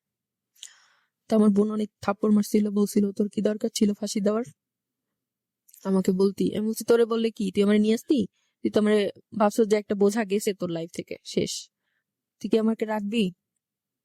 তো হচ্ছে কি বলো সেগুলো, মরলে কি সব সমাধান। অনেক কিছু বকলো সারা রাত, আমার সারা রাত ঘুমাইতে পারি নাই। দিদি অনেক কিছু বললো। তারপরে আমি বললাম আমি তোর কাছে তোর কাজ কইরা দিমু বোন, তুই আমারে তোর কাছে রাখ, আমি আর ওই বাসে যাম না, আমার আবার 2 দিন পরে আবার মারবে। তো বলছে মারলে আমি দেখবো, এখন তুই যা। তুই না গেলে হয়তো পরে একসেপ্ট করবে না। ওর একটা ভয় কাজ করতে হয়তো বা, জানি না, যে আমাকে ছেড়ে দেয় যদি। তো এটা আপনার হাজবেন্ডের ভয়টা কাজ না করতো? না, আমার বোনের, ও বোনের। আমার বোনের বাসায় দিয়ে রাইট। আসছিল। তো সেদিন ছিলাম, পরের দিন ছিলাম। তো ওই বলতে পরে আমার হাজবেন্ড বললো যে ওই যদি সবার কাছে মাপ চেতে পারে তাহলে আমি ওকে নিয়ে যাবো, তাছাড়া নিয়ে যাবো না। তো আমার বোন বলছে হ্যাঁ যাবে যাবে, ওর কোনো সমস্যা নেই। পরে আমার বোন সহ আমার হাজবেন্ড সবাই গেল, সবাই এক জায়গায় বসো। তো আমি সবাই বললাম আমার ভুল হয়ে গেছে, সরি, আমার সবাই মাফ করে দিয়েন, আমি আর নেক্সট টাইম এই কাজ করবো না। তো যাই হোক, তখন ছিলাম। তারপরে থাকাকালীন আমার শাশুড়ি কি করতো, আমার হাজবেন্ডের সামনে এমন বিহেভ করতো, তার মতন এই দুনিয়াতে আমাকে কেউ ভালোবাসে না। প্রচুর ভালোবাসে সে, তোমার কিছু করতে হবে না, তুমি শুয়ে থাকো, তুমি টিভি দেখো। মানে ডাবল ফেস, আপনার হাজবেন্ড যখন থাকছে না তখন হ্যাঁ, এক ধরনের আমি বিহেভিয়ার, আবার যখন উনি আসছেন তখন আরেক আমি ধরনের তো বিহেভিয়ার। আকাশ থেকে পড়লাম যে উনি এত অভিনয় করতে পারে। উনি না থাকলে আমাকে কি বিশ্রী বিশ্রী গালিগালাজ করে, আর যখন উনি থাকে তখন কি যে আদর করে। ওই যদি সবসময় আমার পাশে থাকতো আমার মনে হয় অনেক ভালো লাগতো, মানে এরকম একটা করতেছে, ইস ভগবান তুমি ওরে এমন একটা কিছু দাও যাতে ওই সবসময় আমার কাছে থাকে, যাতে অফিসে না যেতে হয়। তো এরকম করার পরে মাঝে মাঝে না ঝগড়া লাগতো, তোর বউ এটা করছে, তোর বউ এটা করছে, তোর বউ কোনো কাজ করতে পারে না। তারপরে আমাকে দিল রান্না করতে দিল 2টা। তখন আমি শাড়ি পরতাম। আমাদের ওদের নাকি ওদের বিয়ে হওয়ার পরে নাকি ওদের গোষ্ঠী থেকেও 3 পিস বা মেক্সি এগুলো পরে না, শাড়ি পরতে হবে, তুমি মরার আগ পর্যন্ত শাড়ি পরবে। আমি বলছি ঠিক আছে, কিনে দিলে আমার তো পরতে সমস্যা নেই। ওকে। তো রান্না করার সময় 2টা শাড়িতে আমার আগুন লেগে যায়, আঁচলের মধ্যে, আঁচল দিয়ে ধরি তো, ফট করে ধরে ফেলি, তখন আগুন লেগে যাওয়ার পরে আমার ভাসুর বললো যে আসলে ওর দ্বারা শাড়ি সম্ভব না, ওরে 3 পিস কিনে দে। পরে এই যে আমাদের গোষ্ঠীর মধ্যে ফার্স্ট আমি 3 পিস পরি, একটা বউ। তো আমাকে তখন 6টা 3 পিস কিনে দিল, আমি বানালাম, পরলাম, রাফ ইউজ করলাম বাসায়। তো রান্না করতে বলতো, একদিন হলুদ বেশি দিয়ে দিতাম, একদিন লবণ দিতে, এমন লবণ দিতাম কেউ খেতে পারতো না, সাথে সাথে ফালাই দিত। আর আমার হাজবেন্ড তো আমার মুখের উপরে ফালাই দিত, এগুলো কি রাঁধছিস তুই খা, এরকম করতো। আমার ভাসুর বলতো কি বউ আনছে, একদম খালি, মানে আসলে তখন আমার বয়সটা না অনেক বাচ্চা টাইপের ছিল। আমার ভাগ্নিদের সাথে না আমি লুডো খেলতাম, তারপরে আছে না যে গান খেলে, গানের কলি খেলে, এগুলো আমার ভাসুর দেখতো, দেখে পাশের রুম থেকে বলতো খালি হাসি ঠাট্টা ফাজলামি, বাচ্চাদের সাথে খেলা, বউ মানুষের কি এগুলা কাজ, কোনো দায়িত্ব নাই সংসারের মধ্যে, যে আমার শাশুড়ি এটা করতে হবে, আমার ভাসুরের এটা করতে হবে, আমার হাজবেন্ডের জন্য খাবার রান্না করতে হবে। আসলে আমি তো সংসার লাইফটা বুঝতাম না তখন, ওদের তো বোঝা উচিত ছিল, যে আমি এগুলো বুঝতাম না, আস্তে আস্তে সব বুঝি। তো এরকম রান্না করতে করতে আস্তে আস্তে আহ পরে আমি চিন্তা করলাম যে আসলে রান্নাটার মধ্যে এমন কি আছে যে পারবো না, দেখি তো। তো একদিন আমার শাশুড়ি রান্না করতেছিল, আমি মনোযোগ দিয়ে দেখলাম, দেখার পরে আমি বললাম এত সোজা, তা আমি কেন পারবো না। পরে নেক্সট টাইমে আমি রান্না করা শুরু করলাম। প্রথম প্রথম একটু খারাপ হয়েছে, নেক্সট ডে খাওয়ার পরে সবাই বলতেছে যে তুমি তো মার থেকে ভালো রান্না করো। তো আমি তো পুরা অবাক। আর আমি নিজেও তো খাইছি, আমিও বুঝছি যে আসলে আমার শাশুড়ি থেকে আমি রান্নাটা ভালো পারি। তো আস্তে আস্তে রান্না শুরু করলাম। আমার হাতের রান্না ছাড়া তারা কেউ খাবে না। এখন তার মার হাতের রান্না ভালো লাগে না, আসলে সত্যি ভালো লাগে না, অভিনয়ের জন্য যে আমাকে দিয়ে করাবে হুম সেটা বোঝার মতন ক্ষমতা আমার ছিল না। তা আমি করতাম কন্টিনিউ। আবার মাঝে সাঝে আমার জ্বর থাকতো বেশিরভাগ। অল্প বয়সে বিয়ে হলে নাকি অনেক অসুস্থ থাকে মানুষ। হুম হুম হুম। 2 দিন পর পর মাথা ব্যথা, পেট ব্যথা, এই জ্বর। আবার শাশুড়ি বলতো কি বিয়ে করছে, খালি অসুখ লেগে থাকে, অসুখ লেগে থাকে। তো যাই হোক, এরকম করতে করতে মাঝখানে একবার ঝগড়া লাগে, সেই প্রচুর ঝগড়া লাগে। আমার ননাস আমার বাসার পাশে থাকতো, সে 2 দিন পর পরই আসতো। আসার পরে মার সাথে কি জানি বলতো, বলে টলে আমার হাজবেন্ডের সাথে ঝগড়া লাগাইতো। লাগানোর পরে আমার ভাসুরকে বুদ্ধি দিল যে ওদের আলাদা করে দে, ওদের এই সংসারে থাকার কোনো দরকার নেই, ওরা নিজেরাই ভালো বুঝে সবকিছু নিজেরাই করবে। তো আমার হাজবেন্ডকে 2টা শর্ত দিল, তুই যদি থাকতে পারিস একা আমাদের সাথে থাকবি, আর না হলে তোর বউ নিয়ে তুই আলাদা থাকবি। তো আমার হাজবেন্ড বললো আমি মাসে 7,000 টাকা কামাই করি, ওরে খাওয়াবো, ঘর ভাড়া দিব, বাজার করব, কিভাবে সম্ভব? তো আমার ভাসুররা কেউ আমাদের দুঃখটা না কেমন জানি কেউ বুঝে না, হুম কখনোই হুম। বুঝার চেষ্টা করে নাই যে আমার নিজের ভাই তো, হয়তো ওর বউ ভুল করছে বা ওর বউ ঝগড়া করছে, তকাতকি করছে, আমার ভাই তো পর না, আমার ভাইকে তো আমি আগলাই রাখতে পারি। তো ওরা কখনোই বুঝে না, তখন আমাদের আলাদা করে দিল। এই বেতনে সে পুরান ঢাকায় বাসা নিল। বাসা নেওয়ার পরে আমাকে বাড়িতে পাঠিয়ে দিল, যে আমি তো এত তাড়াতাড়ি সম্ভব না, 1 মাসের আগে বাসা কোথাও পাওয়া আপনি কি সম্ভব। মানে গ্রামের বাড়িতে পাঠিয়ে দিলেন? গ্রামের বাড়িতে আমার ওকে। বোনের সাথে। তো আমি বগুড়াতে চলে গেলাম, ওখানে 1.5 মাস ছিলাম। হুম হুম। ওখানে থাকার পরে আমার বোন বলে বিয়ে দিয়ে দিছি বাপের বাড়ি থাকার জন্য। ওই কিন্তু সবকিছু জানতো যে কেন আচ্ছা, আমি। আপনার এই বোনটা কি সেই বোনটা যার সঙ্গে আপনার একটু ক্ল্যাশ তৈরি হ্যাঁ হচ্ছিল? হ্যাঁ হ্যাঁ। ওকে। তো আমার বলতেছে যে তুমি আমার ভাইয়েরটা খাও, আমার মারটা খাও, আর তোমার স্বামী কামাই করে, এগুলো সব জমাও, এই জন্য এখানে আসছো। কিন্তু এগুলা বুদ্ধি না আমার মাথায় তখন কাজ করতো না, যে কি বলতেছে ওই, হয়তো আমার প্রবলেমের কথা জানে, যে আমার শ্বশুরবাড়ি থেকে আমাদের 2জনকে আলাদা করে দিছে। হুম হুম। মানে মেইনলি শ্বশুর বাড়ি থেকে মানে আপনাদের দুজনকে আলাদা করার মানে যদি কারণটা এক লাইনে আপনাকে বলতে বলা হয়, কারণটা কি? কারণটা ওই নাকি আমাকে বেশি ভালোবাসে ওর ফ্যামিলি থেকে, এটাই আচ্ছা, কারণ। ফ্যামিলির চাইতে আপনাকে বেশি প্রায়োরিটি দিত বিধায় এক পর্যায়ে হচ্ছে আপনার কিন্তু হাজবেন্ডকে এবং আপনাকে আলাদা করে দেয়। কিন্তু ওই তো ওদের কথা শুনেই আমাকে মার, হুম হুম হুম হুম। এরকম কন্টিনিউ মারছে আমাকে, অনেক মারছে, তার কোনো গুণে হিসাব করা যাবে না। তো আমি বললাম দেখো আমি এখানে আসি না, আমার দিদি না আমাকে খোটা দেয় যে তুই মারটা খাস, দাদাটা খাস, তোর লজ্জা করে না? তোরে বিয়ে দিছি কি বাপের বাড়ি খাওয়ার জন্য? তো ওই বলতেছে ঠিক আছে তোমার দিদির এত প্রবলেম, আমি টাকা পাঠাচ্ছি। পরে ওই 3,000 টাকা মনে হয় আমার দিদিকে দিছিল, যে আমার বউ খাইছে, খাওয়ার খরচটা রাখেন। আবারও দেখা যাচ্ছে বিভিন্ন কারণে তুচ্ছ তাচ্ছিল্য হুম। করতে থাকলো আপনাকে। ওখান থেকে শুরু করছি হ্যাঁ, আমরা। তারপরে আমার বোন ঢাকায় চলে আসলো। আসার পরে আমি ওখানে ছিলাম, থাকার পরে তো আমার হাজবেন্ড কিছুদিন মানে বেশি একটু জোরে কথা বলি আমরা দেবী। বেশি দিন যায় নাই, তারপরে বলল যে আমি বাসা পাইছি, তুমি চলে আসো। তো আমি বলছি আমি কার সাথে যাবো, দাদাকে অনেকবার বললো দাদা আপনি নিয়ে যান দিদা। দাদা বললো না আমার দোকান আছে, আমি তো যেতে পারবো না, গেলে অনেক দেরি হবে। তো বলছে ঠিক আছে, আমার তো ছুটি নাই। সে কি করলো, রাত্রেবেলা রওনা দিল অফিস টফিস করে। রাত্রেবেলা ওই আমাকে নিতে আসলো, আর রাত্রেবেলা এসে সাথে সাথে আমাকে নিয়ে চলে গেল, সে এক রাতও ছিল না। তারপর নিয়ে গেল, আমরা পুরান ঢাকায় একটা বাসা নিলাম, ওখানে ছিলাম। থাকার পরে নতুন সংসারে তো অনেক কিছু দরকার হয় সংসার জীবনে। তো আমাদের কাছে তেমন কিছু ছিল না। তো বললো কি তুমি টেনশন করো না, আস্তে আস্তে সব হবে। মাত্র অল্প টাকা বেতন, ঘর ভাড়া দেওয়া, খাওয়া। তো আস্তে আস্তে সবকিছু করলাম টুকটাক করে, যেগুলো দরকার ছিল। করার পর ভালোই ছিলাম। আহ কয় 6-7 মাস, 6 মাস 5 মাস এরকম ছিলাম। থাকার পরে হঠাৎ করে না আমার হাজবেন্ডের একদিন জ্বর আসলো, এমন জ্বর, সেই কাঁপানি জ্বর, আর আমি একা, কোনো ডাক্তার কোথায় যাব না যাব। আর জ্বর আসছে ওই অনেকদিন। আমার শ্বশুর বাড়ি এতটা খারাপ, আমি জানি না সবার শ্বশুর বাড়ি কেমন থাকে, বাট আমি খারাপই বলবো, কারণ আমরা আলাদা হয়েছি পরে না, আমার ফ্যামিলির সাথে, আমার শাশুড়ির সাথে আমার হাজবেন্ডের যোগাযোগ করতে দিত না। বলতো তোর মা নাই, তোর ভাই নাই, তোর কেউ নাই, তুই তা কারোর সাথে কথা বলতে পারবি না। তো সেদিন জ্বরের মধ্যে না শুধু মা মা মা করতেছে। তো আমি বলছি, ওর তো মার দরকার, এখন আমি কি করব? পরে আমার ভাসুরের কাছে ফোন দিলাম যে দাদা ওর তো অনেক জ্বর আসছে, মার একটু বলেন না আসতে, বা মার একটু ফোনটা দেন। কয়, আমি বাইরে আছি, আমি এখন কথা বলতে পারবো না, ফোন দিতেও পারবো না। তো ওর বন্ধুদের ফোন দিলাম যে দাদা এরকম ওর জ্বর আসছে, আমি কি করব বুঝতেছি না, ওর মাথা টাথা ধোয়াই দিছি, আপনারা আসেন। পরে ওরা অনেক কিছু দুধ টুধ অনেক কিছু নিয়ে আসলো, আসার পরে বললো ডাক্তার কাছে যাবি? তো বললো না, ঠিক হয়ে যাবে, তোরা যা। পরে ওরা একটুখানি ছিল, পরে চলে গেছে। পরে ওই রাতটা ওইভাবেই গেল, কোনো মাও আসে নাই, কোনো দাদাও আসে নাই, তো আর ফোনও তো দেয় নাই।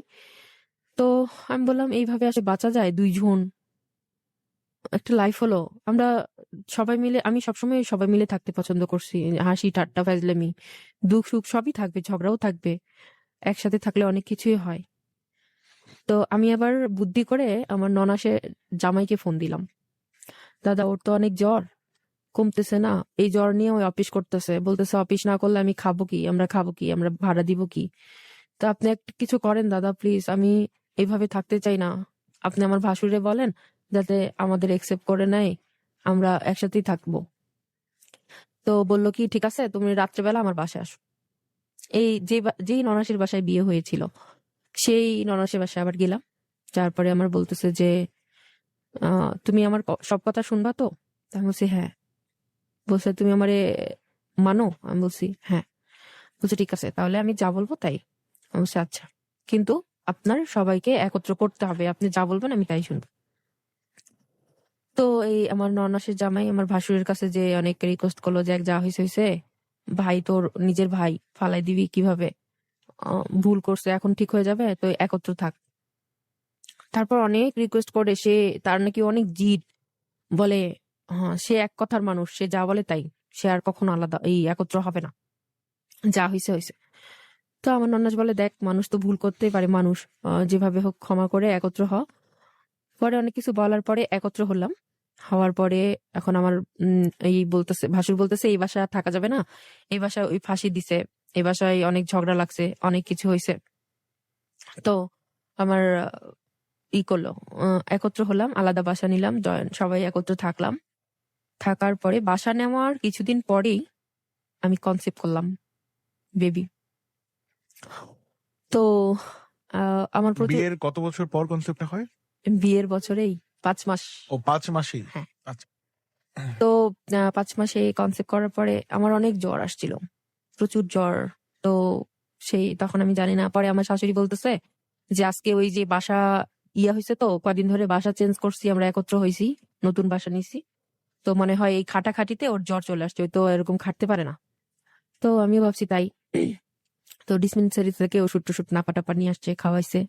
তা আমার সেদিন আবার আমার শাশুড়ি আমাকে নিজের হাতে ভাত খাওয়াই দিল, যে খাও, অনেক পরিশ্রম করছো তুমি, আজকে ভালো ডিউটি দিছো, আমাকে বললো তুমি আজকে ভালো ডিউটি দিছো, মানে সবকিছু করছিলাম।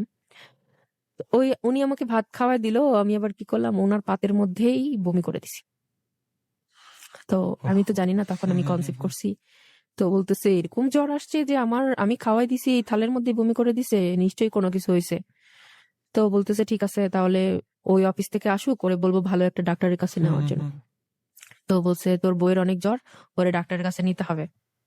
তো ওরা তো বুঝতে পারছে যে আমার বেবি হবে। তো আমি তখন আবার শিওর হওয়ার জন্য হাসপাতালে নিয়ে গেল, ডাক্তার দেখালাম, একটা ভালো ডাক্তার দেখানোর পরে ওনারা রিপোর্ট করতে বললো, করলাম, তখন ধরা পড়লো আমার বেবি। তো আমার ননাস খুশি না বেবি হবে দেখে, বলতেছে ইচ্ছা করে বাচ্চা নিছে যাতে আমার বাচ্চাগুলা মামার আদর, দাদির আদর, দিদার আদর এগুলা না পায়। আমি নাকি ইচ্ছা করে বাচ্চা এই নিছি। কথাগুলো কে বলে? আমার আমার হাজবেন্ডের বোন ননাস। আচ্ছা, তো ননাস। হুম। ওকে। বাচ্চা হবে দেখে আমার সংসারের মধ্যে আবার অশান্তি। হায় রে অশান্তি, কি অশান্তি! তারা এখানে থাকবে না, আসবে না, আমার বাসায় খাবে না, তারা ইচ্ছা করে বাচ্চা নিছে যাতে আমার মেয়ে আদর না পায়। এই জায়গাটায় আমি দেবীকে থামাবো। দেবী যে কথাগুলো আজকে এখানে বলছে, এই কথাগুলো আমি যদি মানে খুব দায়িত্ব নিয়ে বলি, বাংলাদেশে বর্তমান এখনকার সোসাইটির 80% ম্যারিড মেয়ে বা মহিলা একজন নারীর অবজেকশন, রাইট? দেবীর ননাস যেই কথাগুলো বলছেন, বাংলাদেশের এখন ম্যাক্সিমাম, আমি আমি আমার দায়িত্ব নিয়েই যদি আমি বলি, যদি ভুল করে থাকি প্লিজ মানে ক্ষমা সুন্দর কর্ণে আমাকে শুনবেন। But the thing is maximum মানুষের ভিতরে, নট অনলি মেয়েদের ভিতর, ম্যাক্সিমাম মানুষের ভিতরে হয়তো বা এই ধরনের টেন্ডেন্সি ঘোরে। বাট প্লিজ এখান থেকে বেরিয়ে আসেন, রাইট? এখান থেকে বেরিয়ে আসাটা খুব দরকার। আদারওয়াইজ কি হতে পারে, দেবী আজকে একবার তার কাছ থেকে আমরা শুনলাম সুইসাইডের চেষ্টা, এবং অফেয়ারে তার গল্পটা যখন আমরা শুনছিলাম, আরো অনেক কিছু দেবীর গল্প আজকে বাকি। অবাক হবেন, অবাক হবেন। আজকের যে টাইটেল, আপনি যে ক্যাপশনটা দেখছেন এই মুহূর্তে জাগো এফএম-এর যে অফিসিয়াল যে ফেসবুক পেজ অথবা ইউটিউব চ্যানেল, মানসিক নির্যাতন সহ্য করে কেমন আছে দেবী। হুম। একটা মানুষকে কন্টিনিউয়াসলি যখন চারপাশ থেকে প্রেশারাইজ করা হয়, সেটা যেখানেই হোক না কেন, সেটা আপনি আপনার বাসায় হতে পারেন, সেটা আপনি আপনার বয়ফ্রেন্ড দ্বারা হতে পারেন, আপনার গার্লফ্রেন্ড দ্বারা হতে পারেন, আপনার ওয়াইফ, আপনার জব, হোয়াট এভার, যেখানেই থাকেন না কেন, প্রচন্ড পরিমাণে যখন একটা মানুষকে প্রেশারাইজ করা হয়, সেই মেন্টাল টর্চারটা কখনো কখনো কখনো ফিজিক্যাল টর্চারের চাইতে অনেক বেশি, অনেক বেশি। এবং সেই জিনিসগুলোই আমরা দেবীর কাছ থেকে শুনছি। তো দেবী, এরপর যেটা হলো যে আপনার ননাস আপনার বাসায় আসা যাওয়াটা বন্ধ হয়ে বন্ধ গেল। হয়ে গেল। Okay. বন্ধ হয়ে গেল। আমার শাশুড়ি আমার সাথে টর্চার করা শুরু করলো। আবার শুরু হয়ে গেল সেই আবার ব্যাপারগুলো। তোর যে জন্য- শাশুড়ি কিছুদিন আগে আপনাকে মুখে তুলে খাওয়াই দিল। তোর Okay. জন্য আমার মেয়ে আসে না, তোর জন্য ওরা মানে এখানে তুই পছন্দ করিস না, তো এটা সেটা দুনিয়া। তো এরকম করলো। করার পরে আমার হাজবেন্ডকে বললাম যে দেখো, আমরা নাকি ইচ্ছা করে বাচ্চা নিছি যাতে তোমার ভাগ্নিরা আদর না পায়। তো ও বললো ওদের আদর ওদের কাছে, আমার আমার বাচ্চার আদর আমার বাচ্চার কাছে, ওদের সাথে সম্পর্ক কি? আমি বলছি, তুমি একটু বুঝাও ওদের যে আসলে আমি তোদের ভালোবাসি, কিন্তু আমার বাচ্চার ভালোবাসাটা আলাদা, তোদের ভালোবাসাটা আলাদা। তো আমার ননাস ডিসিশন নিল এখানে থাকবে না, ঢাকা শহরে থাকবে না, এখান থেকে চলে যাবে। তো তারপরে আমার ননাসের হাজবেন্ডের চাকরিও ছিল না, তো অনেকদিন চাকরি ছিল না এরকম। তো আমার শাশুড়ি নাকি আমাদের ওর দুই ভাইয়ের কাছ থেকে নিয়ে নিয়ে আমার ননাসকে দিত সংসার চালানোর জন্য। তো এরকম নাকি অনেকদিন গেছে, আমি জানতাম না, এটা লুকায় লুকা হয়তো বা। তো যাই হোক, তারপরে আমার ননাস ডিসিশন নিল আমি এখানে থাকবো না, আমি আমার শ্বশুর বাড়ি চলে যাবো। তো শ্বশুর বাড়ি চলে গেল। তো যেদিন যাই সেদিন আমি যাই নাই দেখতে। ও সরি, এর মধ্যে আমার মেয়ে হয়ে গেছে 2016-তে। গ্রেট। সরি, 2009, 2000 আমার আপনার বিয়েটা হয় 2006 সালে। সাথে। সাথে বিয়েটা, দ্যাট মিন্স 2008-এ আপনার বেবিটা হয়। না না সরি, তাহলে 8-এই মনে হয় হয়েছে বিয়েটা, ওকে, আমি মনে করতে। It's okay, no matter, no matter. তো 9-এ মেয়ে হয় আমার, ওর জন্ম ডেটটা ভালো মতো মনে আছে। ওকে। তো 9 হওয়ার পরে ওরা দেখে, আমার ননাসরা আসে হাসপাতালে, অনেক কেয়ার করে, ওকে কুলে নেয়, অনেক কিছু করে, যে ওই বাবার মতন হয়েছিল, তো অনেক সুন্দর হয়েছিল, অনেক নাদুস নুদুস একটা রাজকন্যা বলতে পারেন, ছোটবেলার ছবি দেখলে বুঝবেন, অনেক সুন্দর ছিল আমার মেয়েটা। তা আমি না, দেখেন, ছোটবেলা থেকে টর্চার খাইতে খাইতে বড় হয়েছি, তো ওই যখন পেটে ছিল না, অল টাইম ভগবান তুমি যদি আমাকে ছেলে দাও, কালো দিও, সমস্যা নাই, কিন্তু মেয়ে দিলে সুন্দর দিও। এই চিন্তাটা কেন ছিল? বিকজ আমি কালো ছিলাম, আচ্ছা, পছন্দ করতো না কেউ। কি বিয়ে করছে কালো, শুকনা হ্যাংলা, রোগা রোগা টাইপের মনে হয় অল টাইম। আমি আবার বলতে গেলে আপনাদের মধ্যে আছে না নামাজ রোজা করে সবসময়, তা আমি আবার ভগবানকে খুব ভালোবাসি। সবাই আঘাত দিলে হয়তো বা সে আঘাত দিতে পারবে না, আর সত্যি মিঠা তার কাছে জমা আছে, আর সে দেখতেছে যে আসলে সত্যিটা কোনটা আর মিথ্যাটা কোনটা। তো তাকে খুব ভালোবাসতাম। তো যখনই পূজা দিতাম এটা বলতাম, মেয়ে হইলে তুমি ই করো। ও এর মধ্যে আলট্রাসাউন্ড আমার 7 মাসে হয়তো বা আলট্রাসাউন্ড দেখলাও যে মেয়ে না ছেলে। তো আমার খুব ইচ্ছা ছিল যাতে ছেলে হয়, কারণ এখনকার দুনিয়াতে মেয়েদের কেউ ভালোবাসে না। এটা আমি আসলে ছোটবেলা থেকে পাইছি না, ওইটা আমার ব্রেনের মধ্যে কাজ হতো। আসলে বুঝতে পারলাম যে ছোটবেলা থেকে মেয়েদের যেভাবে গড়ে তোলা হয়, ওরা কিন্তু ওই মেন্টালিটি নিয়েই বড় হয়। তা আমি সবসময় ছেলে চাইতাম, যে ছেলে হইলে ভালো হবে। আমার শাশুড়ি মানুষের কাছে বলতো যে ছেলে হইলে ভালো হবে, আবার আমার সামনে বলতো যে প্রথম বাচ্চা তো, যা ছেলে হোক মেয়ে হোক যেটা হয় সেটাই সুস্থ হইলেই ভালো। তো মেয়ে আল্ট্রাসাউন্ডে মেয়ে ধরা পড়ে, সেদিন বাসায় এসে আমি এত কান্না করি মানে গেট লাগায়। তো আমার যে নার্স ছিল, উনি আমার ননাস ছিল, একরকম মানে পরিচিত আর কি। তো ননাস বলতেছে যে ওর মেয়ে হবে, এই জন্য ওর মন খারাপ, ওই কান্নাকাটি করতেছে। তো আমার গেট নক টক করে আমারে বের করে পানি টানি খাওয়াই বলতেছে, দেখো যা হয়েছে হয়েছে, এখন সবকিছু তো ভগবানের হাতে, তুমি টেনশন করো না, সুস্থ হইলেই হয়েছে, কোনো সমস্যা যাতে না হয়। তো যাই হোক, তারপরে মেয়ে হলো হাসপাতালে, সবাই গেল, আমার বোন গেল, আর সবাই গেল, সবাইকে ফোন দিয়ে ই করলো। এর মধ্যে আমার ভাসুরের চাকরি ছিল না 6 মাস বা 1 বছর। আমার মেয়ে যেদিন হয় সেদিন আমার ভাসুর চাকরি পায়, ফোন আসে যে ওর চাকরি হয়েছে। তো আমার ভাসুরের নার্সরা বলতেছে, দাদা মিষ্টি খাবেন না, দুইটা সংবাদ একসাথে পাইছেন, ভাস্তিও হয়েছে আবার চাকরিও হয়েছে। তো আমার ভাসুর খুশি হয়ে সবাইকে টাকা দিয়ে মিষ্টি খাওয়ালো, হাসপাতালের সবাইকে। আমার এইটুক সেন্স ছিল। তারপরে আমি দেখলাম সবকিছু দেখার পরে, তারপরে আমার বেবিটা সিজারে হয়। ওকে। অনেক পেইন ছিল। তারপরে সিজারে যে এত কষ্ট, আসলে মা হওয়া অনেক কষ্ট, তখন বুঝতে পারলাম। আর যখন পেটে ছিল তখন তো খালি দিন গুনতাম, কখন দিন আসবে দিন আসবে। তো হওয়ার পরে ভালোই ছিল দিনগুলা। আমার ভাসুর তখন বুঝতো, আমার মেয়েকে এবার সবাই আদর করতো, আমার শাশুড়ি ভাসুর সবাই আদর করতো। আমার শ্বশুর ছিল তখন বেঁচে, আমার শ্বশুর এখন নাই। ও, এর মধ্যে তো বাবা মারা গেছে বলি নাই। Shit. ও যখন 5 মাস আমার পেটে, তখন আমার প্রথম ম্যারেজ ডে হয়। আচ্ছা। 2000 কততে, 9 মনে হয়, 9 হচ্ছে জুলাই হয়, আর আমার ডিসেম্বরে ম্যারেজ ডে হয়। তো ম্যারেজ ডের দিন আমার ননাসরা আসে। আমার ছোট ননাসটা রাগ করে আসে নাই, তো বড় ননাসটা আসে, অনেক মজা করি। আমি যা যা চাই, যা যা বলি সবই করে দেয়। তো আস্তে আস্তে তারপরে হয় অনেক হাসি ফাজলামি করি, ওর ফ্রেন্ড সার্কেল আসে, ছবি টবি তুলি, অনেক কিছু করি। করার পরে আমার 15 দিন পরে আমি সকালবেলা ঘুমিয়ে আছি।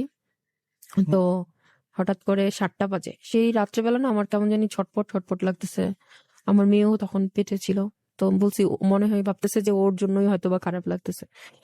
তো তখন ওই 5 মাস। তো সকালবেলা আমার দিদি ফোন দেয় 7টা বাজে, তখন ভোর।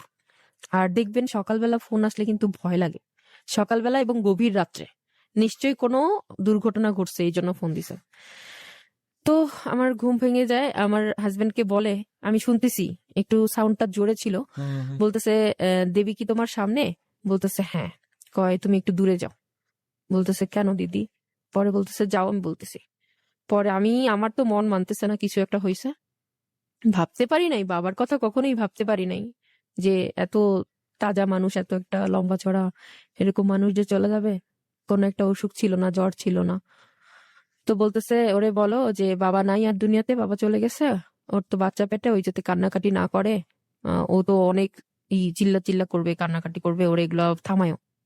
আমি তখনই শুনে ফেলছি ফোনে ওই যেগুলো বলতেছে। আমি তো আর মানে দুনিয়াতে নাই। অনেক কান্নাকাটি করার পরে তো আমি বলছি বাবাকে লাশ দেখা দেখবো, ও বলতেছে না, আমার বাচ্চার ক্ষতি হয়ে যাবে, তুমি সেই বগুড়া যাবে, 8 ঘন্টা জার্নি, তোমাকে যেতে দিব না। তো আমি বলছি তোমার বাচ্চা আগে না আমার বাবা আগে? তোমার বাচ্চা যাই হোক না কেন আমি যাব। সে যেতে দিবে না, আমি আবার দাদাকে ফোন দিয়ে, দাদা দেখ আমার যাইতে দিবে না, আমার বাবারে আমি লাশ দেখা দেখুম, আমি বাবারে কতদিন ধরে দেখি নাই। তারপরে দিদি আসলো সকালবেলা, বললো দেখেন ওর তো বিয়ের পরে ওই যায় নাই এ, আপনার সাথে, আর বাবা মারা গেছে, না গেলে এলাকার মানুষও খারাপ বলবে, চলেন। আমার হাজবেন্ডের একটা অভ্যাস ছিল কি, জ্বর হোক যাই হোক ওর অফিস আগে, অফিস ছাড়া সে কিছুই বোঝে না এখনো। তো তারপরে দিদি আসার পরে আমরা সবাই গেলাম, আমি আমার হাজবেন্ড। যাওয়ার পরে সারা রাস্তা কাঁদতে কাঁদতে, আর বাবার সেই ছোটবেলার স্মৃতিগুলো মনে, আমাকে কাঁধে নিয়ে অনেক সাঁতার শেখানোর চেষ্টা করছে, পারে নাই। আমাদের ওখানে পুকুর ছিল, দুপুরবেলায় ভাত খাওয়ার আগে বাবা পুকুরে স্নান করতে যেত, আমাকে নিয়ে যেত। তো আমাদের না অনেক ঘোড়া ছিল, ভুলে গেছি। ওই ঘোড়া পালতো বাবা, ঘোড়ার গাড়ি ছিল তখন, গাড়িগুলা ভাড়া দিত, ওই গাড়িগুলা ভাড়া পাইতো বাবা। তো ওরকম ঘোড়ার গাড়ি ছিল, আস্তে আস্তে একটা একটা করে সব বেচে ফেলছিল পরে লাস্টের দিকে। তারপরে তো আসলাম বাবা লাশ দেখতে। তো এসে দেখি আমার না সারা রাস্তা বিশ্বাস হচ্ছিল না, আসলে মনে ফাজলামি মনে হচ্ছে, গেলেই মারা বুঝতে যাওয়ার পারবো। আগ মুহূর্ত পর্যন্ত তিনি হ্যাঁ, আপনাদের সঙ্গে থাকতেন না না, কোনোভাবেই থাকতেন না। তিনি অ্যাকচুয়ালি কোথায় থাকতেন? পাবনাতে তার এক ফ্রেন্ডের বাসায় ছিল। তো তার ফ্রেন্ড, আমাদের এলাকার যে তার ফ্রেন্ড ছিল, তারা খবর দিত যে তোমার বাবা ওখানে দেখছি, ওখানে আছে, ভালো আছে। তা আমি অনেক সময় যখন দেখা হইতাম বলতাম, আঙ্কেল বাবাকে বলেন না একটু যে আসার জন্য। তারপরে ইভেন বাবা মারার কিছুদিন আগে আমি না দাদাকে ফোন দিয়ে কান্নাকাটি করছি যে ভাই দেখ আমার না মেয়ে বাচ্চা পেটে, আমার না বাবারে খুব দেখতে ইচ্ছা করতেছে। তখন হয়তো বা আমার ভিতরে টান দিছে যে বাবা চলে যাবে, এরকম কিছু। কোনোভাবে কি সম্ভব বাবার সাথে দেখা করা? দাদারে বলছি। তো দাদা বলছে তুই পাগলামি করিস না, তো বাবা আসবে, তুই চিন্তা করিস না, তুই তোর মতন থাক, সংসার নিয়ে ভালো থাক। ওদের এই একটাই কথা ছিল সবসময়, যে সংসার নিয়ে ভালো থাক। তারপরে বাবাকে দেখতে গেলাম, সারা রাস্তা বিশ্বাস হচ্ছিল না। তারপরে ওখানে যায় যখন দেখি আসলেই বাবা শুয়ে আছে। তো আমার দাদারা সবাই গোসল করাচ্ছিল তাকে, সান বলে যাকে, সান করাচ্ছিল। তো তখন দেখি আমি তো ঠিক থাকতে পারি নাই, বাবার পা ধরে অনেক কান্নাকাটি করলাম, অনেক কষ্ট পেলাম যে যে মানুষটাকে এত ভালোবাসতাম সেও চলে গেল। তো যাই হোক, পরে আমার হাজবেন্ড বলল, ও এখানে থাকা যাবে না, ওখানে যায় দেখে আমাদের আহ, বাড়িতে আত্মীয় স্বজন সব আছে, সবাই যার যার মতন। বাবাকে যখন শ্মশানে নেওয়া হয় তারপরে সবাই সবার মতন চলে যায়, কেউ থাকে না। আচ্ছা। তো ওরা তো আগে থেকেই আমাদের দেখতে পারতো না, আর আগে থেকেই বাবা যাওয়ার পরেই ভাবতো যে ও এখানে আর তো কেউ নাই তাদের। আমরা যে ভাস্তি বা ভাগ্নি যাই ছিলাম, কেউ কখনোই কেয়ার করেনি। তো তোর আমার হাজবেন্ড বলতেছে যে কেউ নাই, তুমি এখানে থেকে কি করবা? তা আমি বলছি, দেখো আমি এখানে থাকি কিছুদিন মার কাছে, তুমি যাও, পরে দাদা বা দিদি তো যাবেই ঢাকায়, দিদি নিয়ে যাবে। বলছে না, আমি চাই না। আর ওদিকে উত্তরবঙ্গের ওদিকে প্রচুর ঠান্ডা তখন। বাবা ডিসেম্বরে 28 তারিখে মারা যায়। ওকে। তো তারপরে আমাকে থাকতে দিল না, অনেক রিকোয়েস্ট করলাম, বললো না চলো যত রাতই হোক। সে 12টা বাজে চলে আসলাম। দাদা শ্মশান থেকে এসে দেখে আমি নাই, দাদাও কষ্ট পেল, আমাকে ফোন দিল যে তুই থাকলি না, বাবা চলে গেল সাথে সাথে, তুই চলে যাওয়া, থাকতে পারতি তো কয়দিন। আমি বলছি, দেখ ওই রাখবে না, বলতেছে এখানে থাকার দরকার নেই, চলো। পরে চলে গেলাম বাড়িতে। আমাদের 4 দিন ফল খেতে হয়, পরে বাচ্চা পেটে। তখন আমার শাশুড়ি বলতেছে যে তোমার খেতে হবে না, তুমি ভাত খাও। তা বলছি না না, যেটা নিয়ম সেটাই করবো। আমি কখনোই নিয়ম অমান্য করি নাই, সে যতই কষ্ট হোক না কেন। পরে 4 দিন ফল খেলাম, পরে আমাদের শ্রাদ্ধ হয়, শ্রাদ্ধ টাদ্ধ করে সবকিছু করে এরকম হলো। তার কিছুদিন পরে আমার 5 মাস পরে আমার মেয়ে হলো। হওয়ার পরে তখন সবাই খুশি, সবাই আমার ভাসুর টাসুর বললাম না যে মিষ্টি খাওয়াইলো। আমার হাজবেন্ড সেদিন মানে ও আমাদের বাচ্চা হওয়ার 6 দিন পরে নাকি সবাইকে মিষ্টি খাওয়াইতে হয়। ওকে। তো সেই দিন মানে 20,000 টাকার মতন মিষ্টি কিনছিল সে। সে অনেক ওই যে বনফুল না কি বলে, অনেক দামি দামি মিষ্টি। আমি বলছি তোমার এত টাকা খরচ কর কি, একবারই তো খাবো, সবসময় তো খাবো না। সবার বাসায় বাসায় মিষ্টি দিয়ে আসলো। তো সেও অনেক খুশি ছিল যে আমার এত সুন্দর একটা মেয়ে হয়েছে। তো যাই হোক, আস্তে আস্তে ভালোই চললো সংসার। ওই সময়টা আমি সংসার ছাড়া কিছু বুঝতাম না। আচ্ছা। আমার লাইফ সংসার, মানে সাজগোজ, কোনো মানুষের সাথে চলতে গেলে সাজতে হয়, এটা করতে হয়, এরকম আদার্স আমার ভিতরে কিছুই ছিল না। নর্মাল একটা মেয়ে যেরকম থাকে ওরকম ছিলাম। মানে তারপরে আস্তে আস্তে দেখি কি, মেয়ে হওয়ার সাথে সাথে আমার হাজবেন্ড আমাকে অ্যাভয়েড করা শুরু করলো। যে অনেক জায়গায় নিয়ে যেত না, দেখতাম যে সবাই অনেক স্মার্ট, অনেক সুন্দর, আর আমি সেই নর্মালি আছি, সাজতাম না ওরকম বেশি কিছু। আর ওরকম কিছু দিতও না কিনে তখন যে এরকম কিছু করব। তো যেটুকু করতাম ওইটুকুই। তো আস্তে আস্তে আমার ব্রেনে কাজ করলো। তখন আমি সংসার পুরোপুরি সামাল দিই, রান্না করতে পারি, আমার মেয়ের প্রত্যেকটা জিনিস আমি করি। আমার শাশুড়ি অনেক সময় বলতো যে তুমি মেয়েকে ধরো, আমি রান্না করি। আবার অনেক সময় বলতো যে তুমি রান্না করো, আমি ধরি। তখন ভালোই বেশ মিলেমিশে ছিলাম। তো আমার ভিতরে কাজ করলো কি, আমার একটা কিছু করা দরকার। ওর উপরে কত ডিপেন্ড করবো, আর বেশি চাইলে তো দেয় না, চিল্লাচিল্লি করে, এটা সেটা বলে। আর কিছু হলেই তো খোঁটা দেয়, বাবার বাড়ি থেকে কিছু দেয় নাই। তো আমি পাশে একটা পার্লার ছিল, ওই পার্লারে যাই। যাওয়ার পরে আমার অনেক ইচ্ছা যে নিজে কাজ শিখে পার্লার দিব। তো ওকে অনেক কষ্ট করে, রাজি হয় না সহজে, কোনো কিছুতেই সে রাজি না। আসলে আজকে আমাকে সাপোর্ট করলে বা আমি অনেক কিছু করতে পারতাম। তো অনেক লুকাই লুকাই যাই। যাওয়ার পরে আমার শাশুড়ি আমার পিছনে পিছনে যায়, যে দেখে যে আমি কই যাই। পরে যায় দেখে যে আমি একদিন ভুরু প্লাক করতেছি একটা মহিলার। তো আমার যে ম্যাডাম ছিল, ওনার কাছ থেকে আমি পার্লারের কাজটা শিখি। দেখে চুপ করে বসে আছে। বসে আসার পরে তো আমার সামনে আবার কিছু বলে নাই।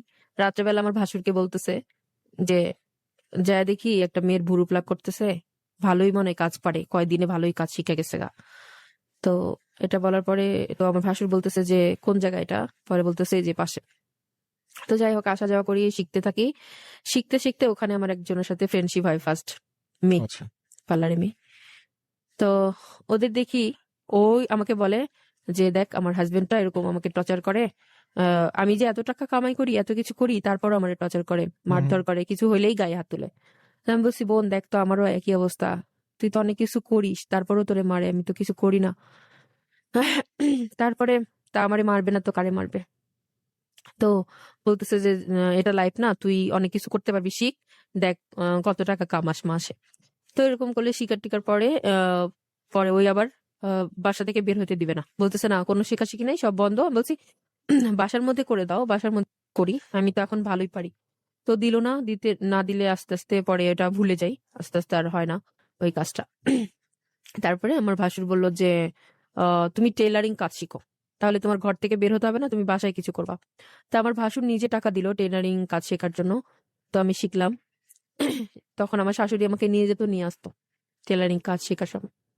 তো আসার পরে শিখলাম, 6 মাসে ভালোই কাজ শিখছি। তো এখন আমার অনেক ইচ্ছা যে নিজের একটা টেলার দিব, বাট তখন দেখেন কাজ শিখছি, বাট আমাকে মেশিন কিনে দেয় নাই। আমি অনেক রিকোয়েস্ট করছি, মেশিন না কিনলে তো কাজ শেখা সম্ভব না। তো এভাবে দেয় নাই। তো আমি আমার ভাসুরকে বললাম, দাদা আমি যদি এই কাজটা করতে পারি, ঘরের বাজারের সমস্ত টাকা পয়সা আমি দিতে পারবো। তো বলে, বাবা কত দায়িত্ববান মানুষ, সে এখনো টাকা কামায় না, সে সব টাকা দিবে। তো এরকম মানে সবকিছুতে তারা উপহাস মনে করতো, কোনো কিছু সিরিয়াস যে আমি কিছু করতে মানে পারবো খুব একটা কাউন্ট করতো না, না কাউন্ট আপনাকে। করতো না। তো তারপরে বাদ দিলাম, যা, আমার তো কেউ সাপোর্টই করে না, আমি কি করবো, এসব এসব দ্বারা আমার সম্ভব না। টেলারিং কিন্তু কম কথা না, অনেক ব্রেন লাগে। কাটাটা আমি ইজি পারতাম, ম্যাডাম বলতো তুমি এত সুন্দর কাটতে পারো, বাট জয়েন্ট দিতে তো পারো না, তখন তো মাথা গোলমাল করে ফেলো। বিভিন্ন টেনশন থাকতো সংসারের, যে অনেক কিছু করতে হবে, আবার একটা মেয়ে আছে, তার অনেক কিছু দরকার। আমি জীবনে লাইফে যেগুলো ফেস করছি, আমি চাই না আমার মেয়ে সেগুলো ফেস করুক। আমি সবসময় আমার মেয়ের সাপোর্ট দিব, আমার মেয়ে ভালো হলেও সাপোর্ট দিব, আমার মেয়ে খারাপ হলেও আমি সাপোর্ট দিব, কারণ আমি এগুলো পাই নাই আমার লাইফে। তো যাই হোক, এরকম করলাম, করার পরে পরে টেলারিং তো বাদ। তারপরে আস্তে আস্তে আমার ভাসুরের বিয়ের কথা চলতেছে।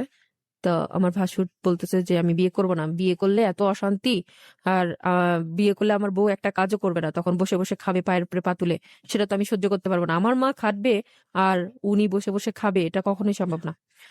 তো এরকম, তারপরে বিয়ে করলো না, 7 বছর পরে সে বিয়ে করলো। আমার মেয়ে স্কুলে ভর্তি করে দিলাম, দেওয়ার পরে আশেপাশে যাওয়া আসা করতাম। তখন আমি ওকে নিয়ে যেতাম, তখন না আস্তে আস্তে দুনিয়াটা দেখলাম। দুনিয়াতে শুধু সংসার করলেই সবকিছু হয়ে যাবে না, অনেক কিছু করতে হবে বাহিরে। সবার সাথে মিলতে গেলে স্মার্ট হতে হবে, নিজেকে সুন্দর করে তৈরি করতে হবে। আমি হঠাৎ করে চেঞ্জ হয়ে গেলাম, হঠাৎ করে না আমি আসলে মোটা হয়ে গেলাম।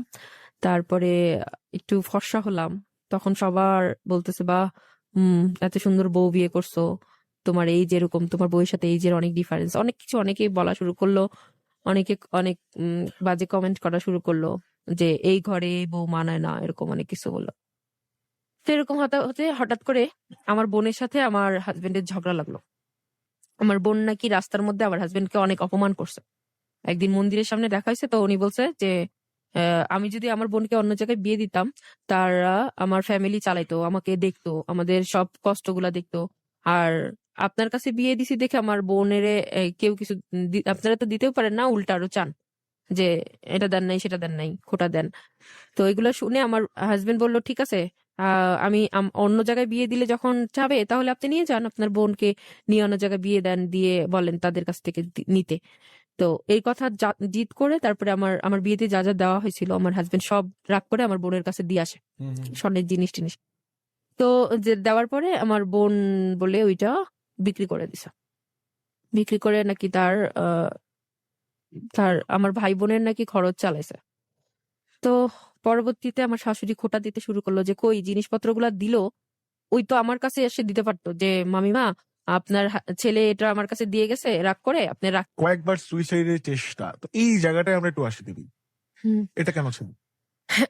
ওই বলতো কি, যে মার সাথে যখন ঝগড়া লাগতো, মানে আমার শাশুড়ির সাথে, তো বলতো যে আমি তো মার গায়ে হাত তুলতে পারবো না, ওই জিদটা তোমার উপরে ঝাড়ি, তোমাকে মারি।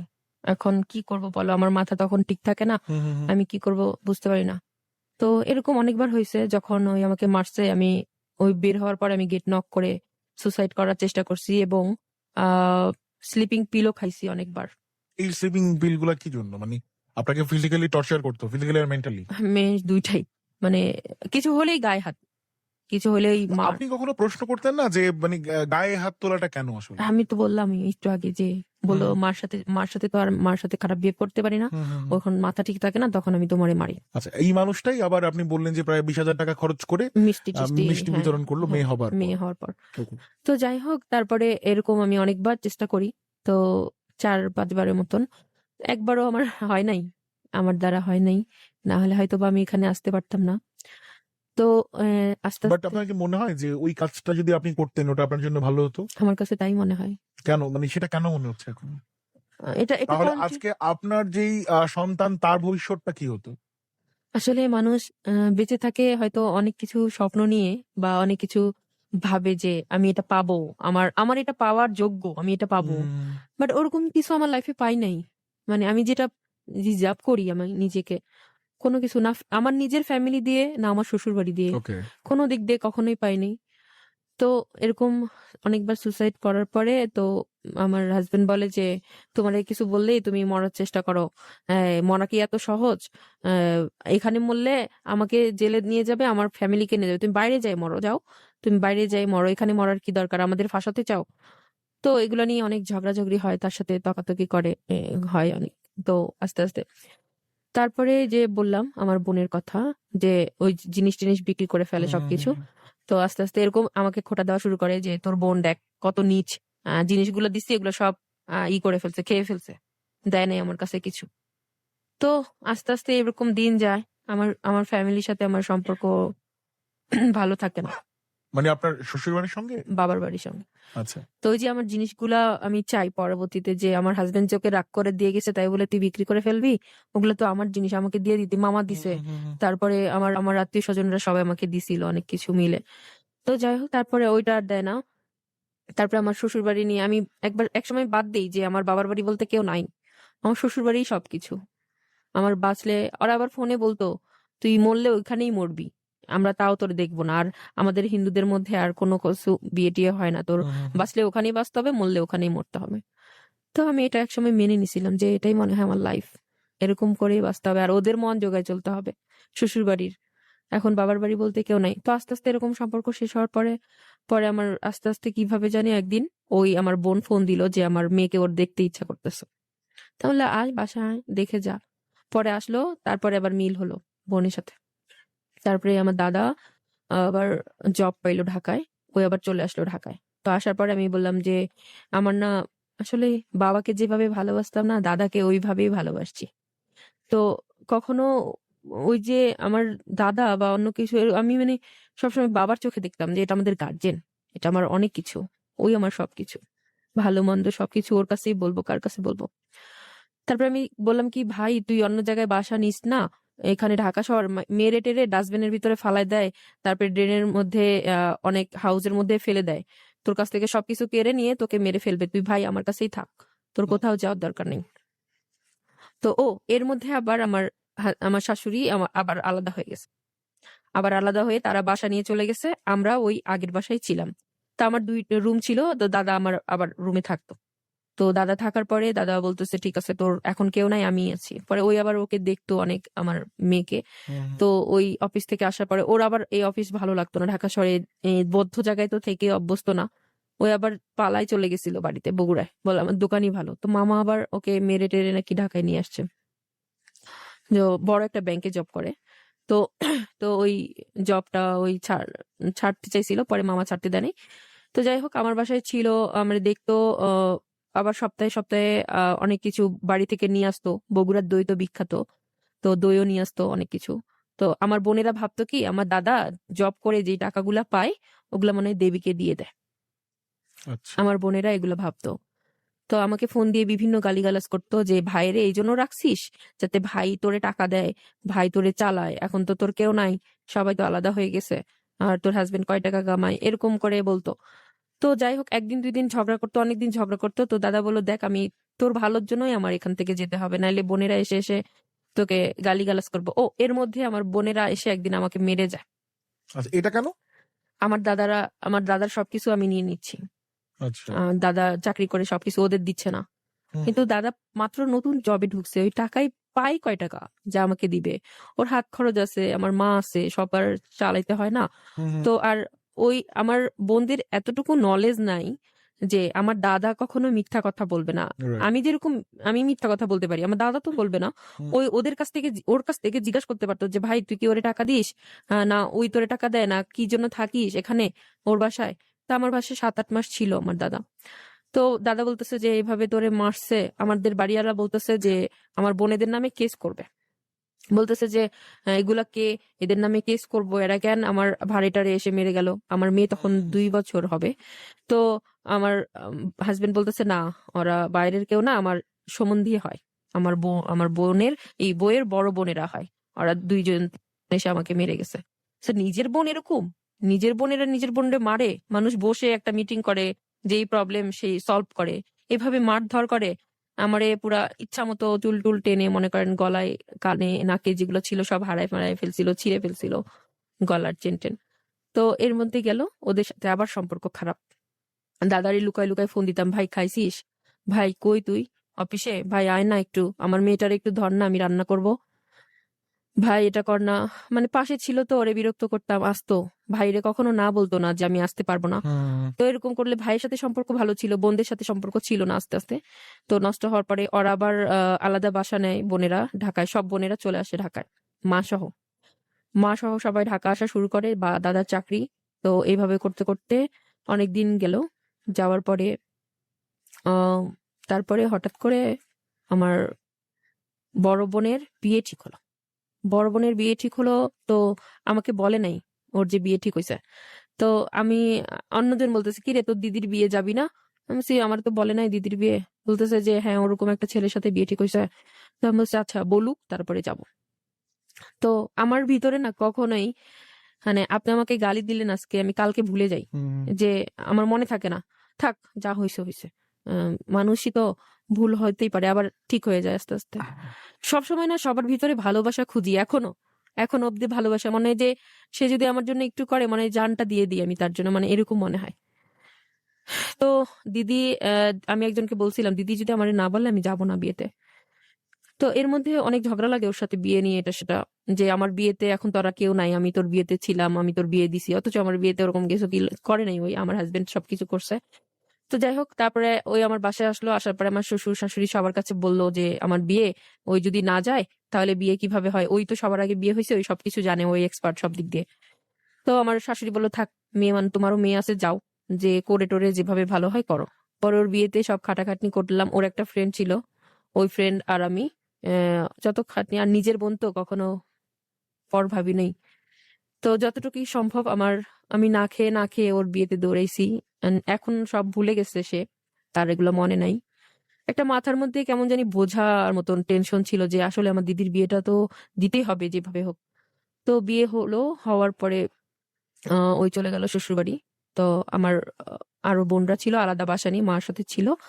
তো এর মধ্যে আমার দাদা আলাদা থাকে, আমার মা আমার বোনেরা আলাদা থাকে, ওদের সাথেও মিল নাই তেমন। তা যাই হোক, তারপরে গেল আস্তে আস্তে এরকম। তো আমার বোনরে আমি আমি যেটুক পারছি আমার বোনের বিয়েতে দিছি। তো আমার বোন বলতেছে আমি তো তোর বিয়েতে কিছু দেই নাই, তুই আমারে দিস কেন? তো আমি বলছি যে দিব না মানে, হ্যাঁ তোরে আমি না দিলে কে দিবে, কেউ তো নাই এখন তোর।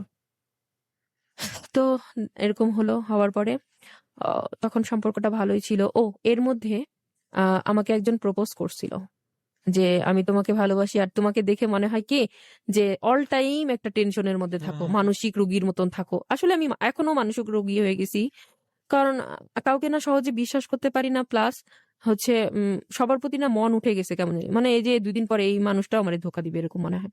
তো উনি আমাকে অনেক স্বপ্ন দেখাইছিল, অনেক কিছু করবে, আমার দুঃখগুলো শুনছিল।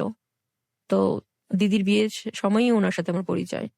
তারপরে আস্তে আস্তে দেখলাম যে না, ফল্ট আসলে দুনিয়াতে সবাই ফল্ট, সবাই নিজের স্বার্থ বুঝে। তারপরে আর কথা বলা সব শেষ। তো উনি বলছিল আমাকে যে তোমাকে বিয়ে করবো, এটা সেটা অনেক কিছু স্বপ্ন দেখাইছিল। তারপরে আস্তে আস্তে বুঝতে পারলাম যে না, মানুষ ধোঁকাবাজ সবাই হয়, সরে গেছি ওখান থেকে। তারপরে আবার সংসার লাইফ শুরু করলাম, মেয়েকে নিয়ে ব্যস্ত ছিলাম, স্কুলে এটা সেটা প্রোগ্রাম এটা সেটা। তারপরে আমার কিছু ফ্রেন্ড হলো, ক্লোজ ফ্রেন্ড হলো 2টা, ওদের সাথে অনেক টাইম স্পেন্ড করতাম। এখানে যাওয়া ওখানে যাওয়া। ওরা আসলে আমি যে এত গরিব আর আমাকে কখনো বুঝতে দিত না যে আমি গরিব। ওরা অনেক কোটিপতি, ঢাকা শহরে তাদের অনেক ফ্ল্যাট আছে, গাড়ি আছে। তো ওদের সাথে আমি ঘোরাফেরা করতাম অনেক জায়গায়, ওরা অনেক মজা দিত আমাকে। তো এরকম করতে করতে আস্তে আস্তে ভালোই কাটলো দিন তো গেল। তখন আপনার হাজবেন্ডের সঙ্গে সম্পর্কটা কেমন যাচ্ছিল? হাজবেন্ডের সাথে সম্পর্ক মানে একটা ভারী বাত্তিক ওয়াইফ আর বউ যেভাবে থাকে, মানে অনেক বয়স হয়ে গেলে যা থাকে নর্মালি, আমাদের ভিতরে কোনো রোমান্টিকতা, কোথাও ঘুরতে যাওয়া, নিয়ে যাওয়া, শপিং করা, এগুলো কখনোই পাই নাই, আশাও করি নাই। মানে আগে থেকেই ছিল আগে না? থেকেই ছিল না, পাই নাই। আমি জোর জোর করে চলো আজকে মন্দিরে যাব, চলো আজকে একটু খাবো বাইরে, চলো আজকে এটা করব, তারপরও যেত, আবার বাসায় এসে অশান্তি করতো। তারপর একসময় ভাবতো থাক, ক্ষণিকের তো আনন্দ, এ আনন্দ না করি, এ আনন্দ আমার দরকার নেই। বাসায় এসে আবার অশান্তি করবে যে তোমার জন্য আমার এটা গেছে, তোমার জন্য আমার এত খরচ হয়েছে, এগুলা বলতো। তো আস্তে আস্তে বাদ দিয়ে দিলাম সব। আমার ওই 2টা ফ্রেন্ডের সাথে আমি অনেক ক্লোজ হয়ে গেলাম, মেয়ে ফ্রেন্ড। তো ওদের সাথে বেশি টাইম স্পেন্ড করতাম। আস্তে আস্তে সবকিছু ঠিক হলো, নর্মালি হলো। তো চিন্তা করলাম কি আসলে এইভাবে দিন যায় না, আমার অনেক কিছু করা দরকার। তো আমি অনেক কিছু অফার পাইছি, ফটোশুট, নাটক, সং এ, মিউজিকে, ভিডিও। ইভেন কিছুদিন আগে একজন আমাকে ফিল্মের অফার দিছিল, বাট আমার তো সম্ভব না, আমার হাজবেন্ড কখনোই দিবেন আমাকে। সাধারণ সেলাই ফোড়া, এই পার্লারি কাজ, এগুলাই সে করতে দেয় নাই। আর এগুলো তো অনেক বড় ব্যাপার। তো আমার ভিতরে একটা জিনিস কাজ করতো, আসলে আমি অনেক কিছু করতে পারতাম যদি আমার পাশে কেউ থাকতো ওরকম সাপোর্ট দেওয়ার মতো। ওরকম কেউ পাই নাই লাইফে। তো এরকমই যাচ্ছে লাইফ। যাওয়ার পরে ইদানিং এর কথা বলবো। ইদানিং কিছুদিন আগে আমার, মানে কিছুদিন না, 3-4 মাস হবে আমার মেজ বোনের বিয়ে হয়। মেজ বোনের বিয়ে হওয়ার পরে তো আমার মেজ বোনের বিয়ে হওয়ার পরে বিয়ের মধ্যে আমার কিছু টাকা ছিল জমানো, আমার আর আমার মেয়ের। তো আমার হাজবেন্ড বলতেছে আমার হাত এখন খালি, তুমি দাও, আমি তোমাকে পরে দিয়ে দিব। আর সবচেয়ে বড় কথা কি, আমার হাজবেন্ড ভালোবাসি না বাসি, তাকে আমি সম্মান করি।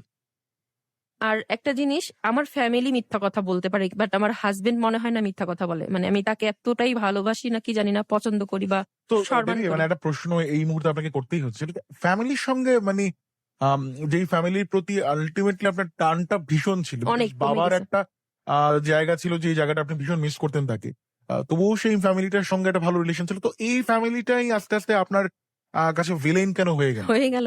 ওরা আমাকে সবসময় নেগেটিভ ভাবছে। ভাবছে কি ভাবে, ওটা কি বিয়ের আগ থেকেই আগ নাকি? থেকে, আচ্ছা। একদম ছোটবেলা থেকে, তুই বাজে, তুই পচা, তুই ভালো না, তুই বাজে মেয়ে, এরকম সবসময় বলতো। আমার দোষ কি রে ভাই? তারা আমাকে দেখা, আমার নিজের মানুষ আমাকে অফার করে, আবার আমার ফ্যামিলির কাছে বলে তোর বোনটা ভালো না, তোর বোন অনেক খারাপ, অনেক বাজে। এই কথাগুলো কে বল? আমার নিজের কাজিনরা এটাই বলতো আমার বোনের কাছে, বলে বলে আমার বোনদের খারাপ বানাইতো, আমার খারাপ বানাইতো। তো যাই হোক, এরকম করার পরে ইদানিং তো আমার বোনের বিয়েতে এরকম আমি একটা স্বর্ণ কিনে দিই।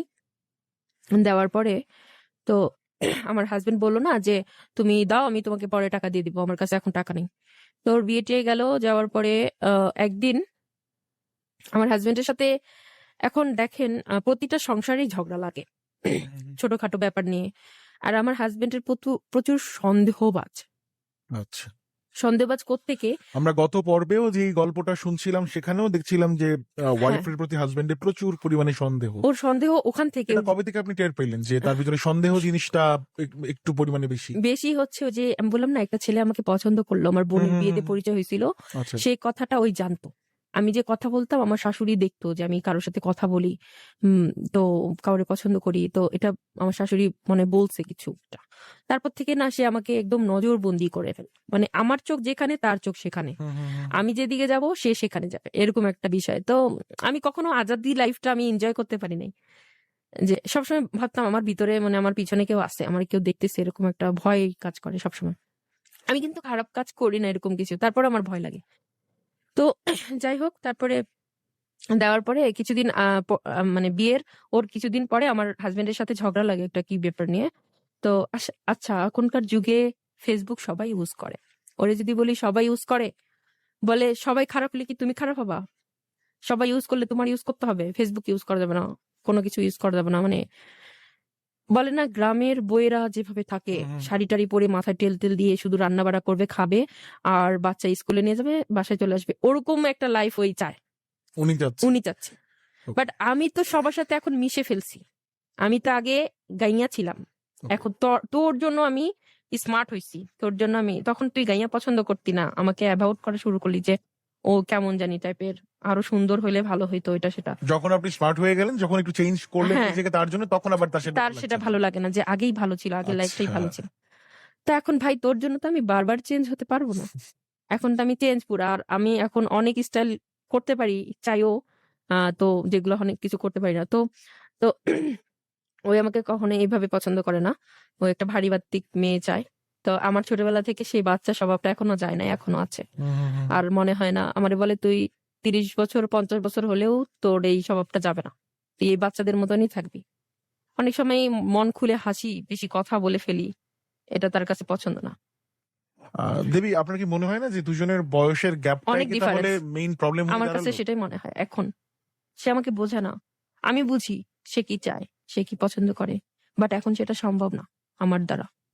হবে যখন হয়তো বয়স্ক হয়ে যাব, বুড়ি হয়ে যাব, তখন ওইভাবেই থাকবো, কোনো সাজগুজ থাকবে না, কোনো ফ্যাশন থাকবে না। এখন আসলে দুজনের মধ্যে সম্পর্কটা কেমন?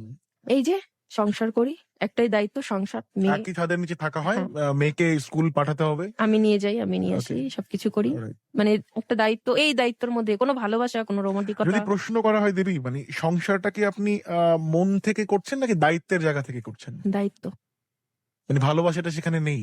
আমার আমার কাছে নেই। আমি যদি এই সংসার থেকে পালাতে পারতাম, মনে হয় যে আমার মতন হ্যাপি কেউ হতো না।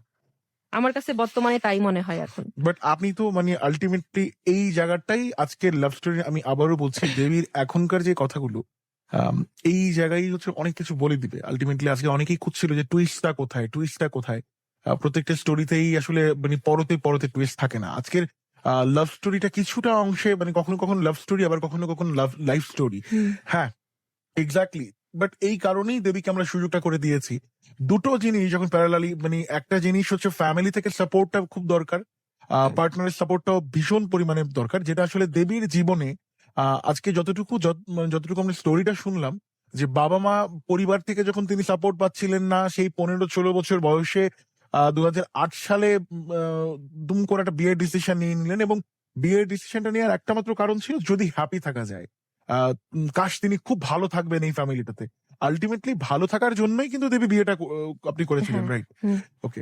তো আজকে মানে কত বছর হলো ফাইনালি বিয়ের? 11 বছর। বিয়ের 11 বছর পর যদি কিছু প্রশ্ন আমরা দেবীকে করব, তারপর দেবীকে আজকের মতো আমরা ফাইনালি বিদায় দিব। বাট তার আগে দেবী কিছু প্রশ্ন আমরা করতে, আপনার কি আমি শেষ মুহূর্তে কিছু বলার আছে? একটু হ্যাঁ বলতে শিওর। চাই যে ওই যে আমার বোনকে যে স্বর্ণটা দিলাম, তো তারপরে আমার হাজবেন্ডের সাথে কিছুদিন আগে ঝগড়া লাগছিল, হয়তো 1 মাস হবে। ঝগড়া লাগার পরে আমি আমার ফ্রেন্ডের বাসায় ছিলাম সেদিন, রাগ করে। তো আমি সন্ধ্যাবেলা চলে গেছি আমার শাশুড়ির কাছে, আমার মেয়েকে দিয়ে চলে গেছিলাম। তো আমি ভাবছিলাম কি, ওরে বলছিলাম যে আমি তোর সমস্ত কাজ টাজ করে দিব, বা একটা কাজের মেয়ে যেভাবে থাকে তোর বাসায় আমি থাকবো। বাট আমার ফ্রেন্ডটা আমাকে প্রচুর ভালোবাসে, অনেক সাপোর্ট করে। তো ওর বাসায় আমি ছিলাম, থাকার পরে আমি ফোন অফ করে দিছিলাম। ভাবছিলাম কি একদম ফোনটা ভেঙেই ফেল, আমার সাথে আর আমার হাজবেন্ডের সাথে কোনো সম্পর্ক থাকবে না, ভাববে যে ওই মারা গেছে। মানে আমি আর কখনো ওর সামনে ধরা দিব না, এরকম একটা প্ল্যান করছিলাম। তো আবার আবার মেয়ের প্রতি অনেক টান ছিল। ফোন খুলছি, পরে ফোন দিছে, আমি বলছি যে আমার ফ্রেন্ডের বাসায়।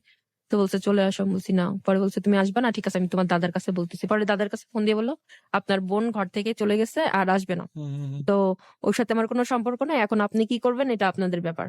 তো আমাকে দাদা অনেকবার ফোন দিছে, আমি ফোন রিসিভ করি নাই সেদিন। সকালবেলা আমাকে বলছে এখনো সময় আছে, তুমি কি আসবা? তো চিন্তা করলাম আসলে যাই হোক, বাঁচলে হয়তো ওর কাছেই থাকতে হবে, আর এখানে থাকলে ওরকম মানুষের বাসায় কি করব, নিজের লাইফ কোনো কিছুই হবে না। তারপরে ফিরে আসলাম, ওই আমাকে সকাল একদম ভোরবেলা বললো চলে আসো, পরে চলে আসছি। তো আমাদের মধ্যে সবকিছু ঠিক হয়ে গেছিল। তো ভাই আমাকে কন্টিনিউ ফোন দিয়ে যাচ্ছিল আমার দাদা, যে আমি ধরি নাই, রাগ করে করাই, কখনো সাপোর্ট করে নাই, কখনো একটা বলে নাই যে বোন তোর তো কেউ নাই, তুই আয়, আমি তো এখন কোয়ার্টার পাইছি, ফ্ল্যাট পাইছি, আর অনেক কিছু হয়ে গেছে, আগেকার মতন আমার লাইফ নাই, আমার এখন টাকারও কোনো অভাব নাই। একদিনও বলে না যে আয় আমার বাসায় থাক। আমি আজ পর্যন্ত আমার 11 বছর লাইফে আমি 2 দিনও আমার বাবার বাড়ি কাটাইতে পারিনি। কোনো বোনও বলে না যে আয় বোন আমার বাসায় থাক। ওই আমার শ্বশুর বাড়ি, আমার ফ্রেন্ড, এটাই আমার লাইফ। ফ্রেন্ডের বাসায় তো আর হেদে হেদে ছেচে যাওয়া যায় না যে আমি থাকবো বা করবো। পাশাপাশি তো ওরা ওই কখনো বলেও না যে আয়। তো এমনি গেলে 1 ঘন্টা 2 ঘন্টা থাকি, চলে আসি। তো এরকম হওয়ার পরে আমার দাদা বলতেছে ফোন দিয়ে যে তোর মতন বোন আমার দরকার নাই। তুই এটা কতদিন আগের ঘটনা? ওই যে যেদিন আমি রাত্রেবেলা চলে গেলাম না, সকালবেলা আমার হাজবেন্ড আমাকে ডেকে নিল বাসায়, বললো চলে আসো। আমাদের ভিতরে সবকিছু ঠিক হয়ে গেছিল। তো আমার দাদা বলতেছে যে তোর মতন বোন আমার দরকার নেই, আজ থেকে ভাববি তোর ভাই মারা গেছে আর আমার বোনও মারা গেছে, তোর সাথে আমার কোনো সম্পর্ক নেই। বলছি ঠিক আছে, তোমরা তো ফার্স্ট থেকেই আমাকে চাও নাই, আমি হয়েছি পরে আমার বাবা চলে গেছে, আমার এটা হয়েছে, আমি খারাপ, আমি বাজে, ঠিক আছে তোমার মতন ভাই কি করবা তুমি, আমার কি দিবা, ফ্ল্যাট কিনে দিবা, আমার স্বর্ণ করে দিবা, আমার বিয়েতে যা যা দাও নাই সব দিবা, দরকার নাই, ঠিক আছে। তারপর থেকে ভাইয়ের সাথে আমার কোনো কথা হয় না। তারপরে যে বোনকে বললাম যে আমার বিয়ে, ওর বিয়েতে স্বর্ণ দিলাম আমার জমানো টাকা, আমার মেয়ের জমানো টাকা দিয়ে, তো ওই বোনটা আমারে মন্দিরে সবার সামনে বাজে বাজে গালি পারতেছে, তুই এটা করছিস, তুই অনেক বাজে মহিলা, ফাজিল মহিলা, ছি তোর লজ্জা করে না, তোর মরে যাওয়া উচিত, তোর বেঁচে থাকে কি লাভ। এরকম করে সবাই শুনতেছে, আমারে বকতেছে। আমার বোন ওই তো আমার মানে আলাদা কোথাও নিয়ে একটা থাপড় মেরে বলতে পারতো যে তোর এই সমস্যা, তুই এটা করছিস, অথচ আমার কোনো ভুল ছিল না, আমি তো বান্ধবীর বাসায় ছিলাম, এটাই আমার ভুল যে আমি বান্ধবীর বাসায় ছিলাম। তুই কখনো বলছিস বোন আমার বাসায় আয়, তোর এত সমস্যা, তুই আমার বাসায় থাক 1 রাত 2 রাত, কখনো বলে নাই। তো এগুলো বলছে, তো আমার না অনেক খারাপ লাগছে। তো আমি বলছি কি আচ্ছা আমি বাজে মেয়ে, আমি খারাপ, আমি অনেক খারাপ, তো ঠিক আছে আমি তোমাকে যে বিয়েতে স্বর্ণ দিছি ওইটা আমাকে দিয়ে দাও, তুমি তো আমার বিয়েতে 1 পয়সাও দাও নাই, আর তোমরা কেউই দাও নাই, আমার এত দরদ কিসের জন্য, তোমাদের প্রতি কেন আমার এত মায়া থাকবে, আমি কেন তোমাদের দিব, নিজের কষ্টের টাকা নিজে না খেয়ে আমি জমাইছি। পরে বললে ঠিক আছে, তো জিনিস তোকে দিয়ে দিব, এই জিনিসে আমি 2,000 টাকা আরো লাগাইছি, আমাকে 2,000 টাকা দিয়ে দিবি, আমি তোর এই জিনিস টাকা দিয়ে দিব। তো আমি বলছি আচ্ছা ঠিক আছে। পরে আমার হাজবেন্ড কাছে বললাম, আমার হাজবেন্ড বললো তোমার কাছে 2,000 টাকা থাকলে তুমি দিয়ে দাও, ওই জিনিস নিয়ে আসো। পরে আমি 2,000 টাকা দিয়ে জিনিস নিয়ে আসছি। নিয়ে আসতে গেছি সেদিন নিয়ে আসছি, আমার মেয়েকে নিয়ে গেছিলাম।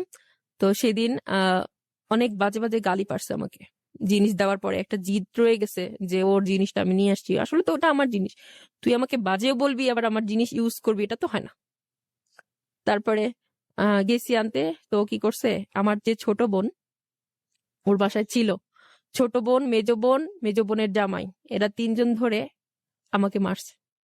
আমি যেদিন জিনিস আনতে যাই, আমার স্বর্ণটা আনতে যাই, পুরা এলাকা আপনাদের মানে মুসলমান ধর্মের সব ছিল, ওই মনে হয় একাই হিন্দু এখানকার, সবাই জড়ো হয়ে গেছে, কি হয়েছে এটা সেটা দুনিয়ার মানুষ।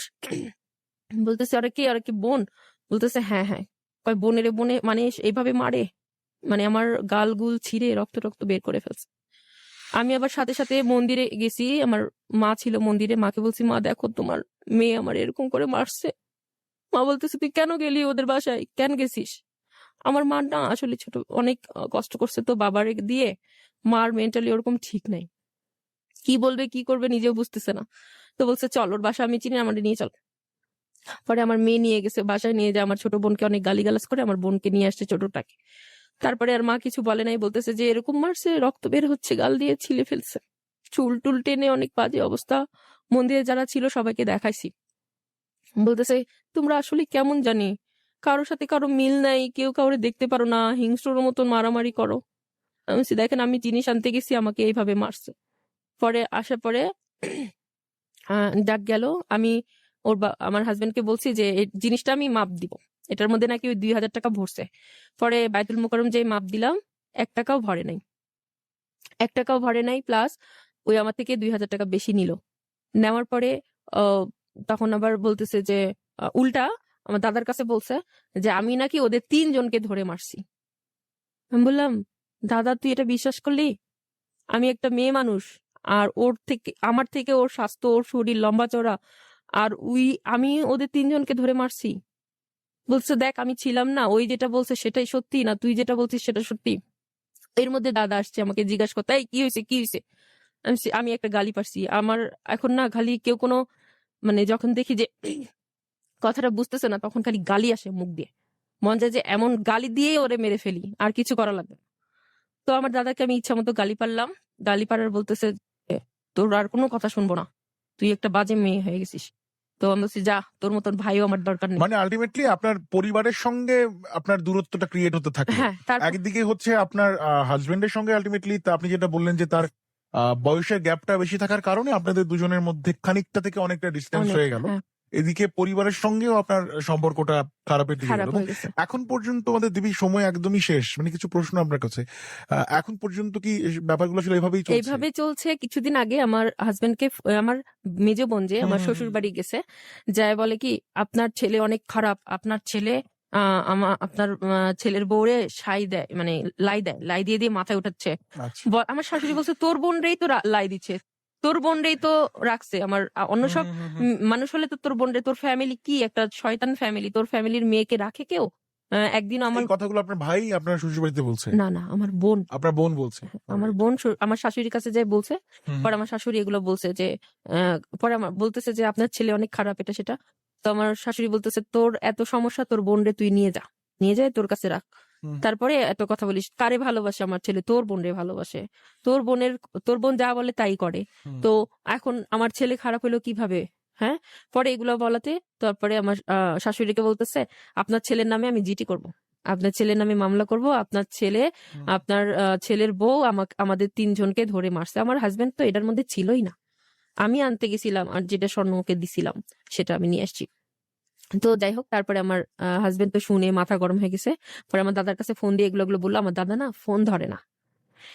10 বার 12 বার ফোন দেই দাদার কাছে, এই দাদার কাছে, যেই দাদা আমার বাসায় ছিল। আমি পাগলের মতন দাদারে ভালোবাসতাম জানেন। আমার এখন তাদের প্রতি কোনো ফিলিংস নাই।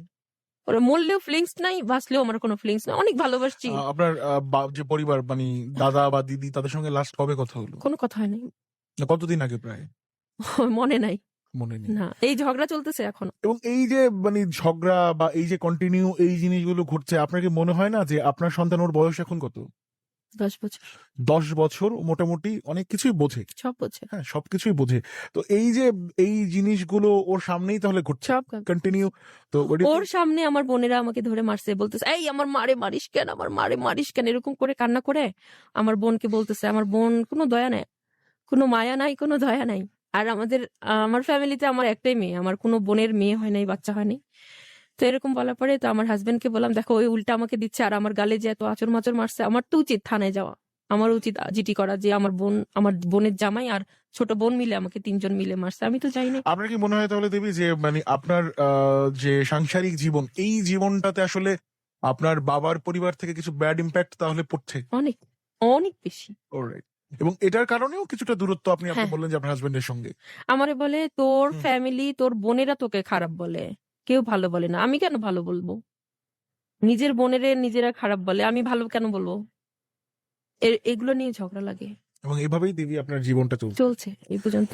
আমার ভাইকে আমি অনেকবার বলছি দাদা এক জায়গায় বসে সমস্যাগুলোর সমাধান কর, যে বসা হয়নি। না, বসবে না সে। Okay. সে আমি জানি না আপনার ভাই আজকে আমার দাদা আমার কোনো কথা শুনে না, ভাবে কি আমি খারাপ। আমি খারাপ, সবাই ভালো। আপনাকে জাস্ট প্রথমত যদি বলি, আপনার পরিবারের আপনার এই দাদাকে যদি কিছু বলতে চান, এক লাইনে তাকে আপনি কি বলতে চাচ্ছেন যদি এই মুহূর্তে তিনি শুনে থাকে? আমি জানি সে শুনতেছে না, বাট বলতে চাই দাদা আমি তোরে খুব ভালোবাসি। আর সবসময় তোরা আমার দোষ দিস সবার সামনে, আমি খারাপ, অথচ মন থেকে তোদের আমি ভালো চাইছি। আর যেটুকু পারছি আমার সামর্থ্য দ্বারা আমি চেষ্টা করছি মা বোনদের করার। আর আমারও তো সংসার আছে, আমি অতটা হয়তো পারি না। আমার মেয়ের স্কুলে 2টা টিচার, অনেক খরচ হয়, বাড়ি ভাড়া সবকিছু আমার হাজবেন্ড একা কামাই করে, তার একাই সবকিছু দিতে হয়। কেউ আমাকে 1 পয়সা দিয়ে কখনোই হেল্প করে নাই। আমার ফ্যামিলিও না, আমার শ্বশুর বাড়িও না। আমার ভাসুরও বলবে না যে ভাই তুই কি না খেয়ে আরিস। কখন একটা ফোনও দেয় না জানেন, কখন একটা ফোন দিয়ে জিজ্ঞেস করে না বোন তুই কি, তোর কেন সমস্যা বল আমার কাছে, আমার তো টাকার অভাব নাই বল, কখনো বলে না। একসময় হয়তো খারাপ ছিল, এখন তো সবার অবস্থা ভালো, বাট কোনো বুঝে না। বাট আপনার শেষ মুহূর্তে কিছু প্রশ্ন, যেটা হচ্ছে যখন আপনি আসলে আপনার পরিবার থেকে একদমই কোনো সাপোর্ট পাচ্ছিলেন না, এই মানুষটার হাত, মানে দ্যাট মিনস আপনার হাজবেন্ডের হাতটাই আপনি ধরলেন এবং ভালো থাকার জন্য, যদি সত্যি প্রশ্ন করা হয় দেবী কতটুকু ভালো আছেন? জানি না, ওই আমাকে মাঝে মাঝে আসলে আমার কপালটা আপনি খারাপ মানুষটা তো। আসলে আলটিমেটলি এখন কনফিউজ, রাইট? এবং আমার সামনে যিনি এই মানুষটা বসা, অনেকেই কমেন্ট করছেন যে কিছুটা কিছুটা সময় উনি অনেক কিছু স্কিপ করে যাচ্ছে বা ভুলে যাচ্ছে। একটা মানুষের যখন দুটো হাত স্বাভাবিক, একটা মানুষের একটা হাত যখন না থাকে সে হয়তো কোনো না কোনো ভাবে জীবনটা চলে যায়। যখন দুটো হাতই স্টপ করে দেয়া হয়, আপনার দুটো হাতই বেঁধে আপনাকে বলা হয় যে আপনার সামনে এক প্লেট কাচ্চি বিরিয়ানি আপনি খান, ওটা কি সম্ভব? কখনোই না। তো দেবী ওরকম একটা সিচুয়েশনে এই মুহূর্তে, এবং 10 বছর একটা কন্যার মা তিনি, এবং যার সামনেই আসলে আলটিমেটলি দেবীকে টর্চার করা হচ্ছে তার পরিবার থেকে। আবার কখনো কখনো যেটা হচ্ছে তার স্বামীর সঙ্গে মনোমালিন্য হচ্ছে। এখন প্রায় 10-11 বছর যাবার পর দেবী যেটা ফিল করছেন, আহ, যে তার যেই মানুষটা তার হাজব্যান্ড, মোটামুটি একটা বয়সের গ্যাপ, সেই গ্যাপের কারণেও হয়তোবা, আমরা বলছি না, তিনি যেটা ফিল করছেন যে সেই গ্যাপের কারণেই হয়তোবা খানিকটা দূরত্ব কিংবা বুঝতে না পারা কিংবা আন্ডারস্ট্যান্ডিংটা মিলছে না। তো সবকিছু মিলিয়ে এই মানুষটার জীবনে আজকে তিনি লাভ স্টোরি বলতে আসছেন যেই কারণটাতে, সেই কারণটা হচ্ছে যে তিনি প্রচন্ড পরিমাণে হতাশার মধ্যে বাস করছেন। আমি জানি না যে আজকে এই লাভ স্টোরির মঞ্চ থেকে যাবার পর কতটা হতাশা থেকে তিনি বেরিয়ে যাবেন, বাট দেবী আপনার জন্য অনেক অনেক শুভকামনা রইল। শুধু দুটো প্রশ্ন আপনার কাছে, যে আপনার কি মনে হয় যে এই বয়সটায় আপনি বিয়ের সিদ্ধান্তটা নিয়েছিলেন অনেক ভুল, সেই ভুল অনেক ছিল? বড় আমার ভুল। প্রশ্নটা শেষ হবার আগেই তিনি উত্তরটা দিলেন যে তার সেই সিদ্ধান্তটা তখন ভুল ছিল, এবং নিজেকে প্রতিষ্ঠিত করাটাও ভীষণ প্রয়োজন। প্রয়োজন ওই ছিল। জিনিসটা আপনি এখন ফিল করেন, অফ এয়ারও বলছিলেন, অন এয়ারও বললেন। হ্যাঁ, তো সেই জায়গা থেকে আপনার বয়সী, মানে আপনি যেই বয়সটা আপনি বলেন আপনি ভুল করেছিলেন, আপনার বয়সী অসংখ্য মেয়ে বা অসংখ্য ছেলে এই এখনো। মুহূর্তে দেবী আপনাকে দেখতেছে। হুম, ওদের জন্য কোনো মেসেজ কি আছে আপনার? হ্যাঁ, আমি পৃথিবীর আমাদের বাংলাদেশের সমস্ত নারীকে বলতে চাই, তোমরা এত পাগল হয়েও না, এত আবেগ কাজ করো না যে বিয়ে করে সবকিছু হয়ে যাবে। আগে নিজের পায়ে দাঁড়াও, নিজে প্রতিষ্ঠিত হও। এখনকার মেয়েদের অনেক পাওয়ার এবং অনেক কিছু তারা করতে পারে যা আমি 10 বছর আগে পারি নাই। তোমরা আমার একটাই রিকোয়েস্ট, তোমরা নিজের পায়ে দাঁড়াও, তারপরে বিয়ের সিদ্ধান্তটা নাও, বিয়ে করো, যাই করো। পরবর্তীতে একটা সমস্যা হলে তুমি নিজে একা চলে একা কাজ করে সবকিছু করে থাকতে পারবে, কারো উপরে ডিপেন্ড করতে হবে না তোমার, না শ্বশুর বাড়ি না বাবার বাড়ি। এটাই এই সবার কাছে বলার। এক্স্যাক্টলি। এবং দেবী আপনার জন্য অনেক অনেক শুভকামনা। একই সঙ্গে দেবীর একমাত্র সন্তান, ওর জন্য ওর নামটা একটু শুনতে চাই আমরা। ওর নাম দীপ্তি। রাইট, দীপ্তির জন্য অনেক অনেক শুভকামনা রইলো, অনেক অনেক দোয়া রইলো, খুব যেন ভালো হয়।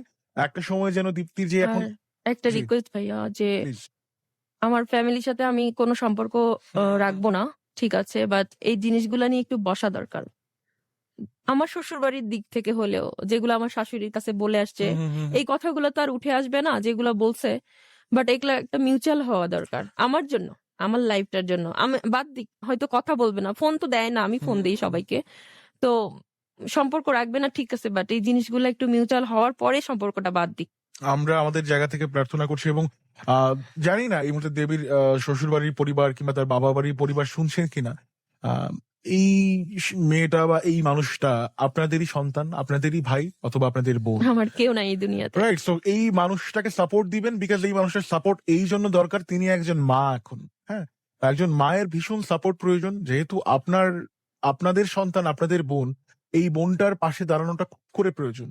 লাইফে প্রবলেম প্রচুর পরিমাণে আসতে হবে, ফ্যামিলি প্রবলেম এটা ঘরে ঘরে হয়, এটা আসলে শুধু যে দেবীর বাসায় এই প্রবলেম তা না। যিনি শুনছেন এই মুহূর্তে ফেসবুক লাইভে যারা আছেন, কিংবা আমরা এই অন এয়ার স্টুডিওতেই যারা আছি, এখানেই যদি বলা হয় যে প্রত্যেকের কারো না কারো ভেতরেই, কারো না কারো, প্রত্যেকের পরিবারেই কোনো না কোনো প্রবলেম থাকে, রাইট? তো এই প্রবলেম গুলোকে যত দ্রুত সম্ভব সলিউশন করে ফেলাটা দরকার, বিকজ পরিবারের সবগুলো মানুষের মধ্যে যখন বন্ডিং ভালো না থাকবে, তখনই কিন্তু বাইরে থেকে মানুষ 10টা বাজে কথা বলবে, 10টা মানুষ বাইরে থেকে আপনাকে, আপনার পরিবারটাকে ক্ষতি করার চেষ্টা করবে। আমি মরার চেষ্টা করলে ওরা বলে কি ঢং করে, না অভিনয় দেবী, করে। এই ধরনের কাজ একদমই করা যাবে না। শেষ মুহূর্তে অভিনয়। একটা মিনিট আপনাকে আমি যেটা বলবো সেটা হচ্ছে, এই ধরনের চিন্তা, সুইসাইডের চিন্তা, আপনি যেটা আমাকে অফ এয়ার এবং অন এয়ারও বলছিলেন যে 4-5 বার সুইসাইডের চেষ্টা, এই ধরনের ভূত মাথা থেকে আপনাকে টোটালি আর এখন হবে ফালাই না, দিতে হবে। অনেকবার চেষ্টা করছি, যখন রাইট, ব্যর্থ বিকজ হয়েছি।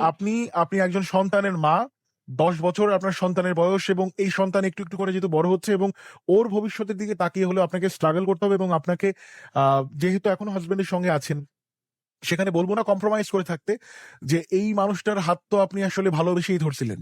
তো এই মানুষটাকে নিয়ে কিভাবে আরো ভালো থাকা যায়, totally up to you, totally আপনাদের দুজনের উপর ডিপেন্ড করে। দুজনই আপনারা প্রপার ম্যাচিওর, তো সেই জায়গা থেকে নিজেরা ডিসিশন নেবেন, বিকজ আপনাদের দুজনের রাইট ডিসিশন আপনার সন্তানের ভবিষ্যৎটাকে চমৎকার করে দিতে পারে বলে আমার এবং আমাদের লিসেনার যারা প্রত্যেকের কমেন্ট থেকে আমি যেটা বুঝলাম, আমাদের প্রত্যেকের বিশ্বাস আপনারা যখন ভালো থাকবেন ওর ভবিষ্যৎটা ভালো হবে। ভালোবাসা না থাকলেও ওর সাথে থাকতেই হবে, কিছু করার নেই। এক্স্যাক্টলি, হয়তো বা কখনো এই কখনো। দুনিয়াতে কেউ কাউকে একসেপ্ট করার মতন মনে হয় না আছে। অলরাইট, তবু আরেকটা বার চেষ্টা করতেই পারেন, দেখা যাক নাকি হয়। তবুও দেবী, অনেক শুভকামনা রইলো, খুব ভালো থাকবেন আপনি। Thank you so Thank much you. আমাকে সুযোগ দেওয়ার জন্য। আর বলবো সব মেয়েরা এখন একটু সচেতন হও। এত আবেগের কিছু নাই যে প্রেমে পড়লেই বিয়ে করে ফেলতে হবে। তাকে জানো, চিনো, 2-3 বছর সময় নাও, তারপরে করো। Right, thank thank you you. So এবং মাচ। দেবীকে আমরা এখান থেকে বিদায় দিচ্ছি।